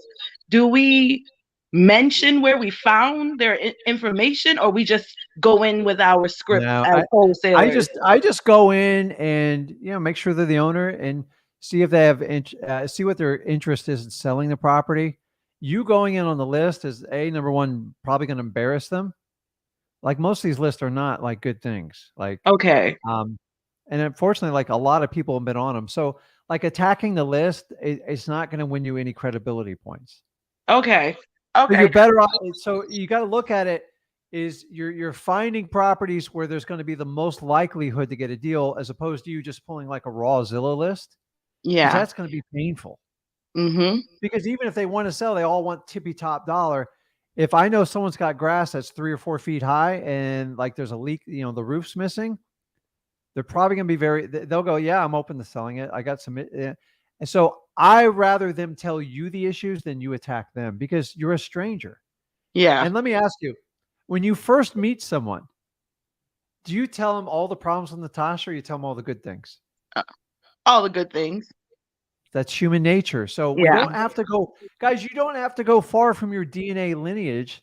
Like, there's a reason like Facebook is kind of fake book, because everybody puts out their best photos. Nobody puts out their worst photos. Nope. And have you heard of this new, what's it called? That one you do, like the Get Real app. I Get saw a Real. Saturday Night Live skip. I thought I was going to roll on the floor. Have you ever heard of this? Never heard of it. So I'm not promoting it, but it's an app where you sign up and then it randomly like gives you a counter on your app on your phone, and you have to take a picture in like 30 seconds or a short video, and you have to keep it real. And so they did a skit on Saturday Night Live where a guy's robbing a bank. He goes, "Wait a minute, my real app's going off." He's like, "Are you really going to do that?" He goes, "Because if you don't do it, you get kicked out." Oh, wow. And I'm like, I go, my God, I go, this thing's the wildest thing. Maybe we need to create something like this for wholesalers to get the truth of what's going on. So people being coached for free, people being paid coach, and then you can get the actual truth. Because the reality is all you guys get are these testimonials. You realize these testimonials are like, it's like getting a testimonial like when you go get your teeth cleaned, right? Hey, how do your teeth feel? Oh, they feel wonderful. I've never felt better. This is amazing. And then 4 or 5 months later, you got cavities and everything else. So it's like, these guys never, ever do a testimony the day after you buy a product, the day after you take a coaching course. Give it a year. Guys, you can do that with me too. Like, give it a year and go, hey, listen, this is what I think of Zach and Rick. I don't ask for testimonials because do you know you can buy software to give you fake testimonials all day long. Yep. You see that Yep. pilot program? Do you ever notice when you're looking on someone's software, John just bought it, Susie just bought it, you're like, oh my God, I got to buy it. It's all about impulse buying. I'm getting tired of everybody being tricked. It's complete BS. So Yep. anyways, you are better off letting them pull that information. Your job is to try to connect rapport. But remember, if you're doing a cold calling campaign, your job is to get rid of people first and then find the people that you can talk to. So like, hey, I saw that water got shut off in your house. What's going on? Click. Yeah, no. No. And then like, so people always ask me this on probates. I go, you come on. Like, yeah, I saw your aunt died. Do you want to sell me your house? Oh God. No, you can't. So you just gotta go like, it's better off just the simplest approach. If you get 200 leads and just so maybe you have water shut off, code violations, and just put them together. You kind of code them and you go through them. And then like I watched Zach, he'd rip through hundreds of calls and then like he'd get one, he's like, oh my God. Like you get out a pad and you just like start writing information. And when you get them, you got to pay attention because it's hard to get these people back on the phone. Yeah. So my suggestion, so when you guys are ripping through calls, if there's any type of service you can use that you can afford, you don't have to do this, but in the long run, Zach used to drive me crazy because he didn't write down addresses and stuff. I go, what the hell? Like I'm a writer. Everything I do is like on a, like I even got like a little pad under here. Like I just, I write. That's how I learned in school. I take notes a lot too.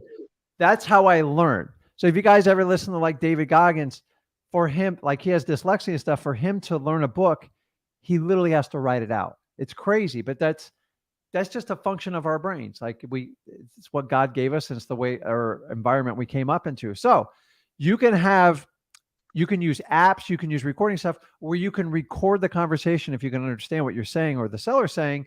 And Zach would go through and then we got so good at it, we transcribed the conversation. And then whenever an address, it would automatically highlight. I'm like, I've been writing for the last 10 years. I could have done that. So sometimes like the younger generation thinks of better stuff. Yeah. For us older folks like me. And we find stuff like that. Cause he's like, I saw him going, I go, here, let me give you a pad of paper. He's like, get it away. I'm like, he goes, it's recorded. Don't worry about it. I'm like, damn, he's good. Well, listen, I'm the same way, Rick. I got my notebook right here in my hand. Let me tell you what, I've pissed off more people in a car because when I was a one-man operation, I'd be like, I'd have the phone like this and trying to drive and I'm trying to write. And I kind of like, just pull over, guys, pull over. You're going to kill someone. It's not worth it. So it's good stuff. So does that answer your question? Yes, I do have one quick question. I think you answered it earlier. Question. What's that?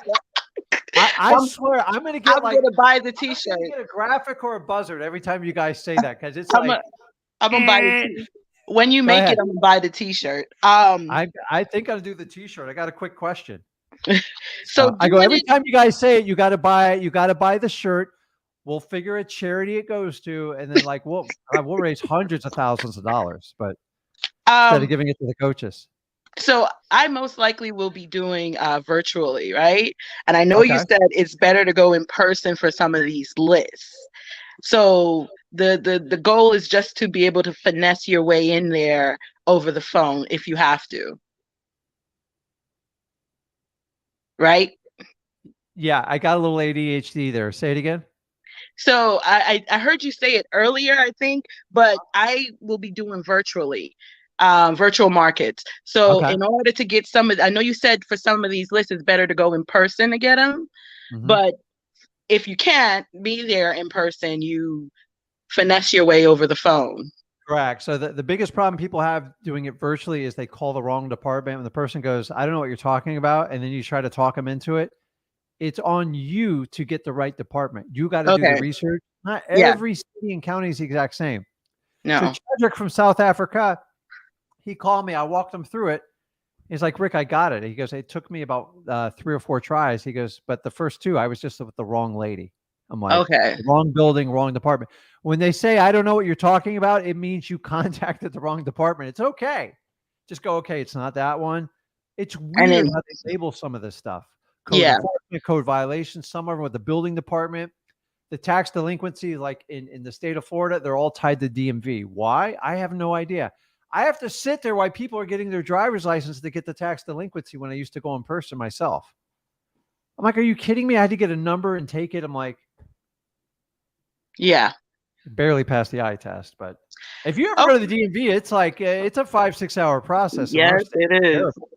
It I is. just, Well, that 84-year-old lady taking an eye test before me. I'm like, oh. well, that's the only questions I had for today. Thank you, Rick. Okay. Awesome. Okay. I'll talk to you soon. Okay. Let me grab some questions online here. Let's see here. Olivia, which I appreciate her. She's a longtime listener and she can vouch that everything we do is for free and we try to help out as many people as we can. She's talking about a trash pickup. So it's funny, in the town where we do a majority of our business, they just changed trash contractors. And the reason they changed it is probably partly due to my son, because when we had like wholesales, we would pay a guy $500 and drag everything to the curb. Just like Olivia's saying here. When I say everything, it was literally like 40 yards worth of dumpster stuff, and they would take it for free. That was the contract. We did that probably for about 4 years because it would cost us $2,000 to $3,000 to dump this stuff. Now, the downside is the stuff sat on the lot for 3 to 4 weeks. I always like, this is crazy. Why would they do this? So if you're in a town like that, that is a great technique if you're going to do driving for dollars. And guys, if you want to do driving for dollars, try the DM Zach. It's really cool because I run around with the phone and I click it. Honestly, I used to I don't do technology, but once Zach taught me how to do it, honestly, like I'm constantly collecting properties. It's a habit. But if Olivia can expand on us, maybe in another live, or maybe she can put up a longer note on how she got that list. Maybe we can add it to our list. That's the purpose of this community, so we can all work together and help each other. So a non-trash pickup list. So the city I'm talking about, they don't do it anymore. Now they only pick up the garbage once a week, and it's got to be in one can, and the whole town's in shock. So there's garbage like everywhere. So it's screwing up everyone's driving for dollars. I go, why are the lists so long? Like there's garbage everywhere. So if we get a list, that would be awesome. So let's see here. It says, I'm a trucker. Can't watch the whole thing while you're on the road. Thank you. Was high equity mentioned? No, high equity wasn't mentioned because as a declining market, they aren't the best lists they work, but I'd rather you go chase the government list because they're going to be the highest motivation. And that's what you need in a market that's declining like this. So started a marketing campaign with 8,000 lists, was included in the service. Definitely want to get more lists if someone doesn't mind mentioning the list. So the really cool part, Mr. Truck Driver, since I don't have a name, I appreciate you driving and you paying attention to the road. Go back and hit the replay on this, and I give you 7 lists. I would jump on them right away. Okay, let's see what else I got here. Chris says, I am brand new and I'm green as a golf course. Dude, that's creative. So you're in the right place. So go over to freewholesaling.com. Go ahead and get things started. And you're in the right spot. So thank God you didn't get your pockets picked yet. You know what I mean? Chris, it's Chris again. I just found Rick and Zach after making a commitment to save up to $3,000 for a guru's course. So I'm not going to ring a bell because other people do that. And I respect people's things, but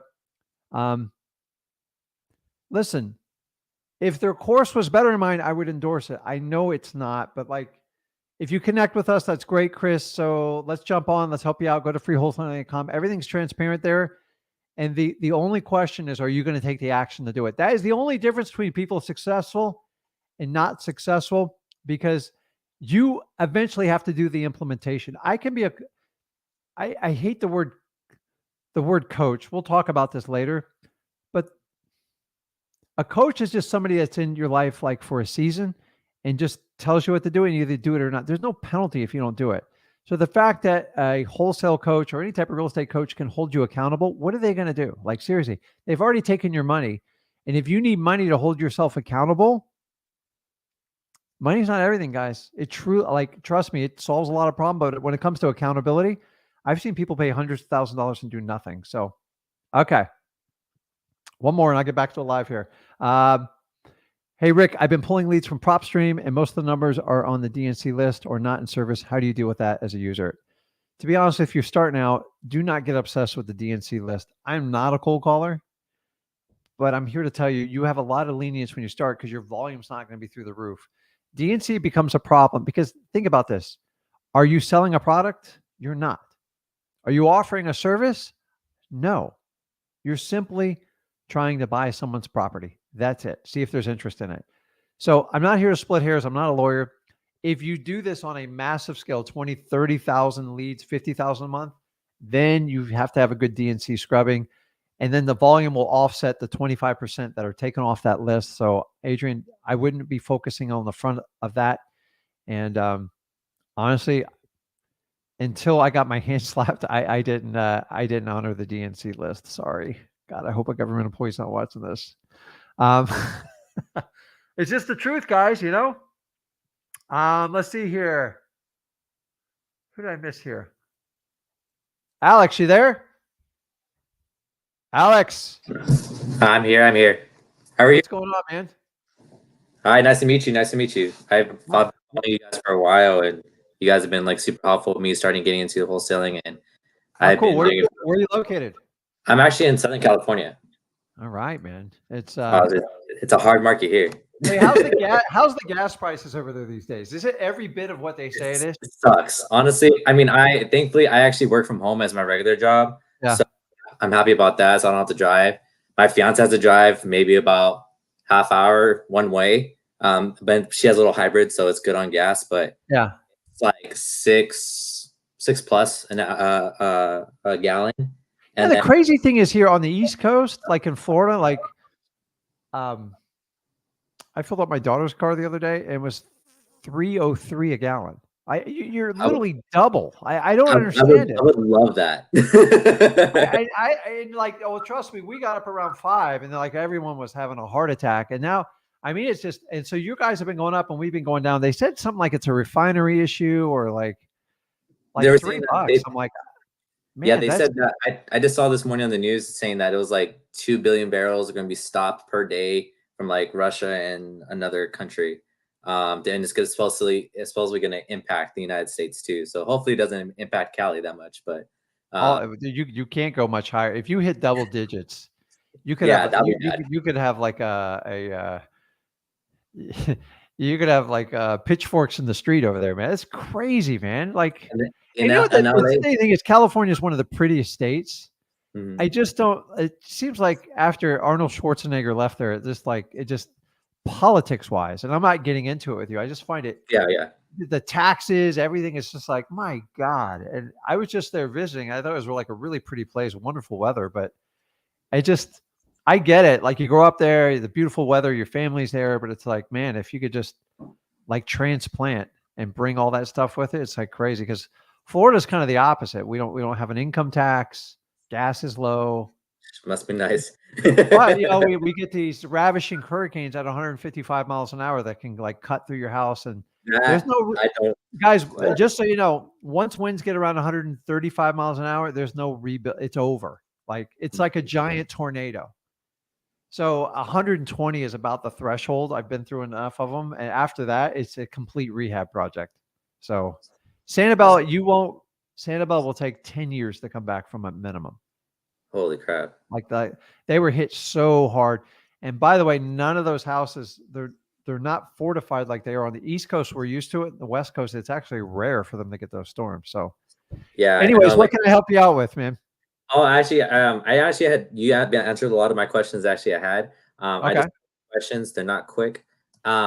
So do you recommend VAs? Like, so basically someone that kind of has a budget, but not like, oh, I could just ball out and do like. So I just did an entire video on like VAs, and I did a live stream. So go and watch them in their entirety. Okay. But listen, guys, the first 2.5. I waited 2 years before I even brought a VA into my business, and the truth of it, because VAs weren't really existence when I started. So like it was an anomaly. It was like weird. So like. I came in the latter part of VAs. Now VAs are like literally everywhere. The problem is, I'm here to tell you, there's more VAs than there are jobs, and they know that. Do me a favor when you get a chance, go look on YouTube and look up VA. And Okay. they train VAs how to customize their interviews for wholesalers to get the job. They teach them how to lie to you. Like, it's really bad. Like, and by Shit. the way, VAs, a lot of people think it's going to fix their problems. The reality is, if you don't know what you're doing, it's going to create a whole new level of complexity that you didn't even know existed. So Yeah. you have to pick tasks. I would, if I'm just starting out, I'm never going to have a VA contact a seller ever. Like, only on like the extreme follow-up list that they fell the crap and I need someone to like follow up on those. Okay. Okay. What I call kind of dead leads, or like they're gone. You got nothing to lose. But you don't want to ever talk to your sellers, because the reality is most people start out VAs, they pay them too cheap. They get ones from the Philippines. And by the way, you'll have roosters clucking in the background. I promise you. Yeah. They're going to ask you for money up front. And if you don't know what you're doing, they will take such advantage of you. You have no idea. I had a VA once after I had to let her go. But I said, listen, if I gave you $20, can you tell me how this really works? She's like, yeah, she told me she was running 42 jobs when she had me working for her. And I'm thinking like I'm taking advantage of her at $3 an hour. Like, she's taking advantage of me. So they've built stuff in place now you can do like screen captures, like every 30 seconds, it'll record their screen, and they only get, and then you can, but I ain't got time to go through that. Like, are you kidding me? Like, what am I going to watch every 30 seconds, see what was on her screen? So if you're going to hire a VA, try to have them focus on like marketing or like lead generation type of activities. Okay. Yeah. If you're going to hire someone for Philippines, understand it's a 13-hour time difference. They cannot talk to your customers. They'll fall asleep. Oh yeah, of course. Anytime you want to have someone talk to a customer, go to Central or South America, because they're much more fluent in the English language, and they're only a couple hours off in the time zone. It's manageable. Okay. Yeah. So Okay. find a task that they can do and start very small. And then here's the problem: is you got to write an SOP is. You know what an SOP is? Nope. Standard operating procedure. Okay. So say you wanted them to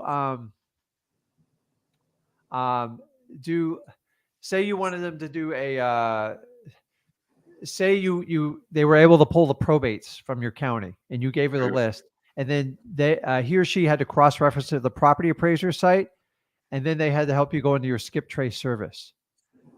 That's it. Like, here's what I'm hiring you to do, and then you got to write it out. And then you've got to take what's in your head and you got to get it down to 20% of the most important stuff. And you got to write it at the 3rd grade level. And you got to try it 1 or 2 weeks yourself, because if you don't know how to do it, she or he's going to take advantage of your time. And then, because here's the problem with VAs: if they're $3 an hour or $9 an hour, how many hours does it take you to do it? That's the most important thing, right? Yeah, of course. And then, are you going to do it right, so I don't have to pay someone to do it all over? So a lot of people will give a VA and they treat them like an assistant. VAs are not good assistants for beginner wholesalers. It's dude, my ADHD, I ate VAs for lunch. Like, but the truth was, it was my fault, because it's like telling a child, go over there and make me a peanut butter jelly sandwich with no instructions. You just assume they know how to do it. They don't. And then what they do is you fall asleep and they start taking on other clients, and it's like a train wreck. So make sure you have a specific task. And I always compartmentalize VAs when I'm starting out. Why?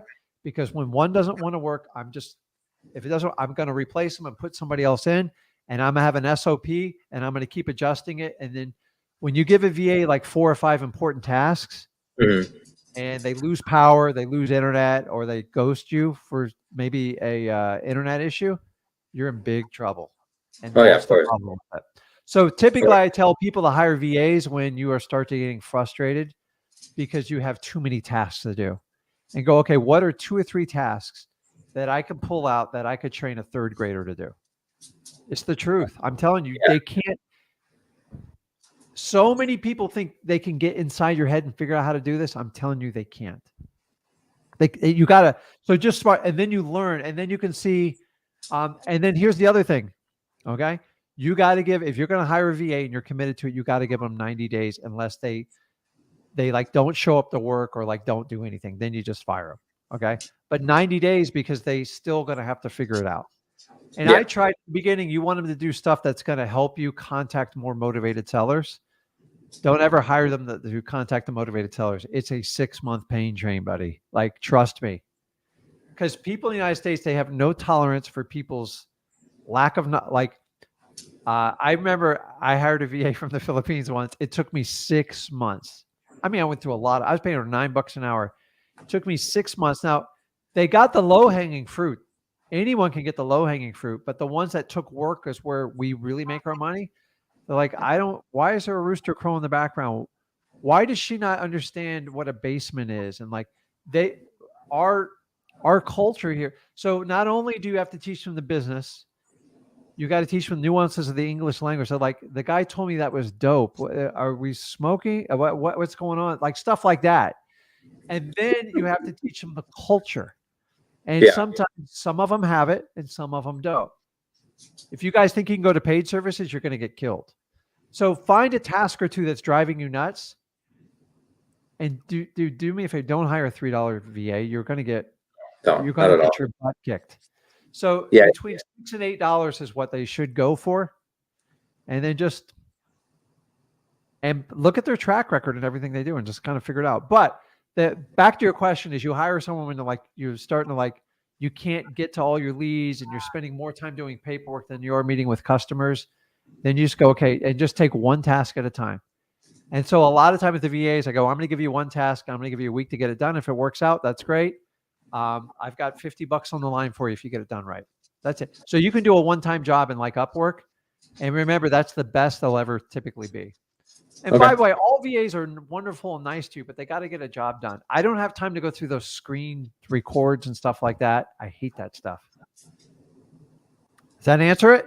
Yeah, honestly. And go back and watch. I did a live video and I did a recorded video, and it's probably about 3.5 hours of. It's probably about 3 hours of content, and you can just kind of watch through it, and then you can pick the information you want. Because I tell the process of when you got to start hiring them, firing them, where to find them, how much to pay them, how to keep them accountable.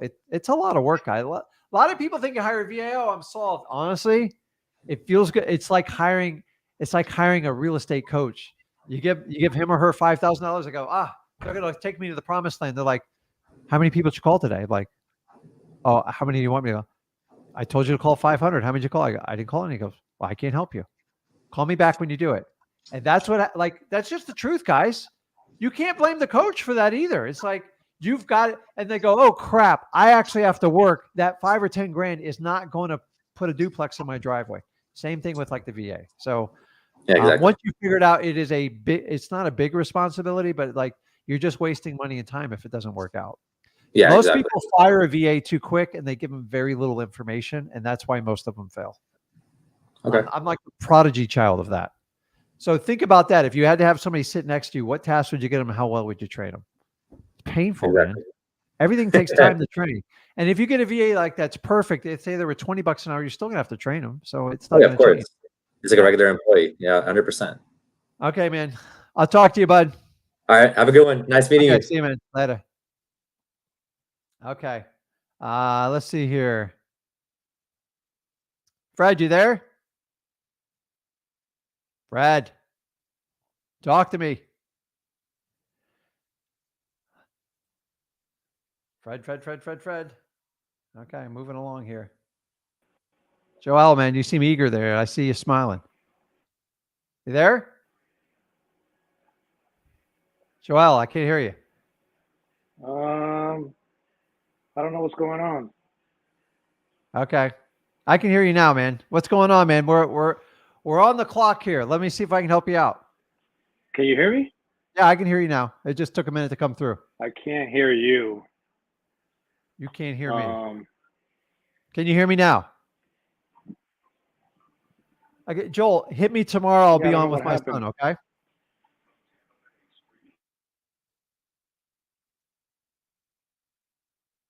Alex, did I talk to you? Yeah, you just done talking to me. Okay, I was just making sure. Okay, I saved the best for last for Jason because he had the best comments on the live today. What's going on, man? What's up, Rick? I know you're on a time crunch here. I was trying to ask you yesterday, but I got disconnected. Okay. So I got a seller who agreed to do a owner finance for $20,000 down, 3% for 15 years. Okay. How would I structure that? Would I go through like a title company, or here in South Carolina, it's an attorney? Or would that just be like a private? So like which state are you in? I'm in South Carolina. Okay. So check with your title company. So here's the problem with the title company. Their main job is to sell title insurance, right? Right. The only way you sell title insurance is you have to satisfy all previous liens to get clear title. And if you're doing, I assume are you doing a subject to? No, he's got it paid off. So Oh, he's okay. fully Well, financed. so you can make the choice to go through a title company or not. The more money you put down, the more you got to cover your butt. So here's the rule. If I'm giving a seller $100 or $1,000, I'm going to do like a pencil search on the title with my title company, and I don't care. I don't want to pay all the junk fees. Okay. Gotcha. But when you're putting, like, once you go over 10 grand, you got to pay attention because you got to make sure you're not getting scammed. But how did you come up with the 20 grand? Just out of curiosity. I asked him and he threw it out there. He said he would want like around 15 or 20,000. So, okay. So the only thing I'm going to tell you is what's your plan with it, I guess, is my question. I was thinking about buying it for myself because it's 2 properties. There's a mobile home in the back that it's already rented for $700 a month. And then there's a 2-bedroom house in the front. I would just try to get them down to 10 because it gives you the option if you ever just get tired of it and sell it. You get 20 from someone and you give them 10. And that way, listen, I made a living like doing these things my first few years. The key ticket is getting properties that are in good shape or have renters like built into them. Okay. Yeah. So like if I took a nice home and somebody asked me for 10,000, I say, tell you what, I can give you 2. And we wind up at like 3 or 4. I knew the entire time I would get 10 as a down payment and do like a rent to own, a lease option. I'm not going to get into details. I got plenty of videos on it. I like creative financing structures where you win from day one. Okay. Yeah. Yeah. If you've got an incredible bankroll and you're not getting your return somewhere else and you have the experience, go for it. But the reality is most people doing their first or few deals start with a positive cash flow situation, because remember, I always teach you go for no. And if you haven't got a no, you don't know what the bottom line number is. Or you can, true. The beauty of creative financing, everything's on the table and negotiable. Okay. Right. So you can technically get a title policy, but it's going to so you can do it above the table. The subject twos are the challenging ones because nobody wants to write a title.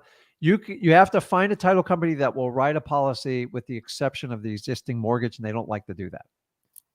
So if you can get that number down low, sometimes you can pay your title company. They'll do it for free, or like, listen, the title's clean as a whistle. And then you can decide how you want to take title to the deed.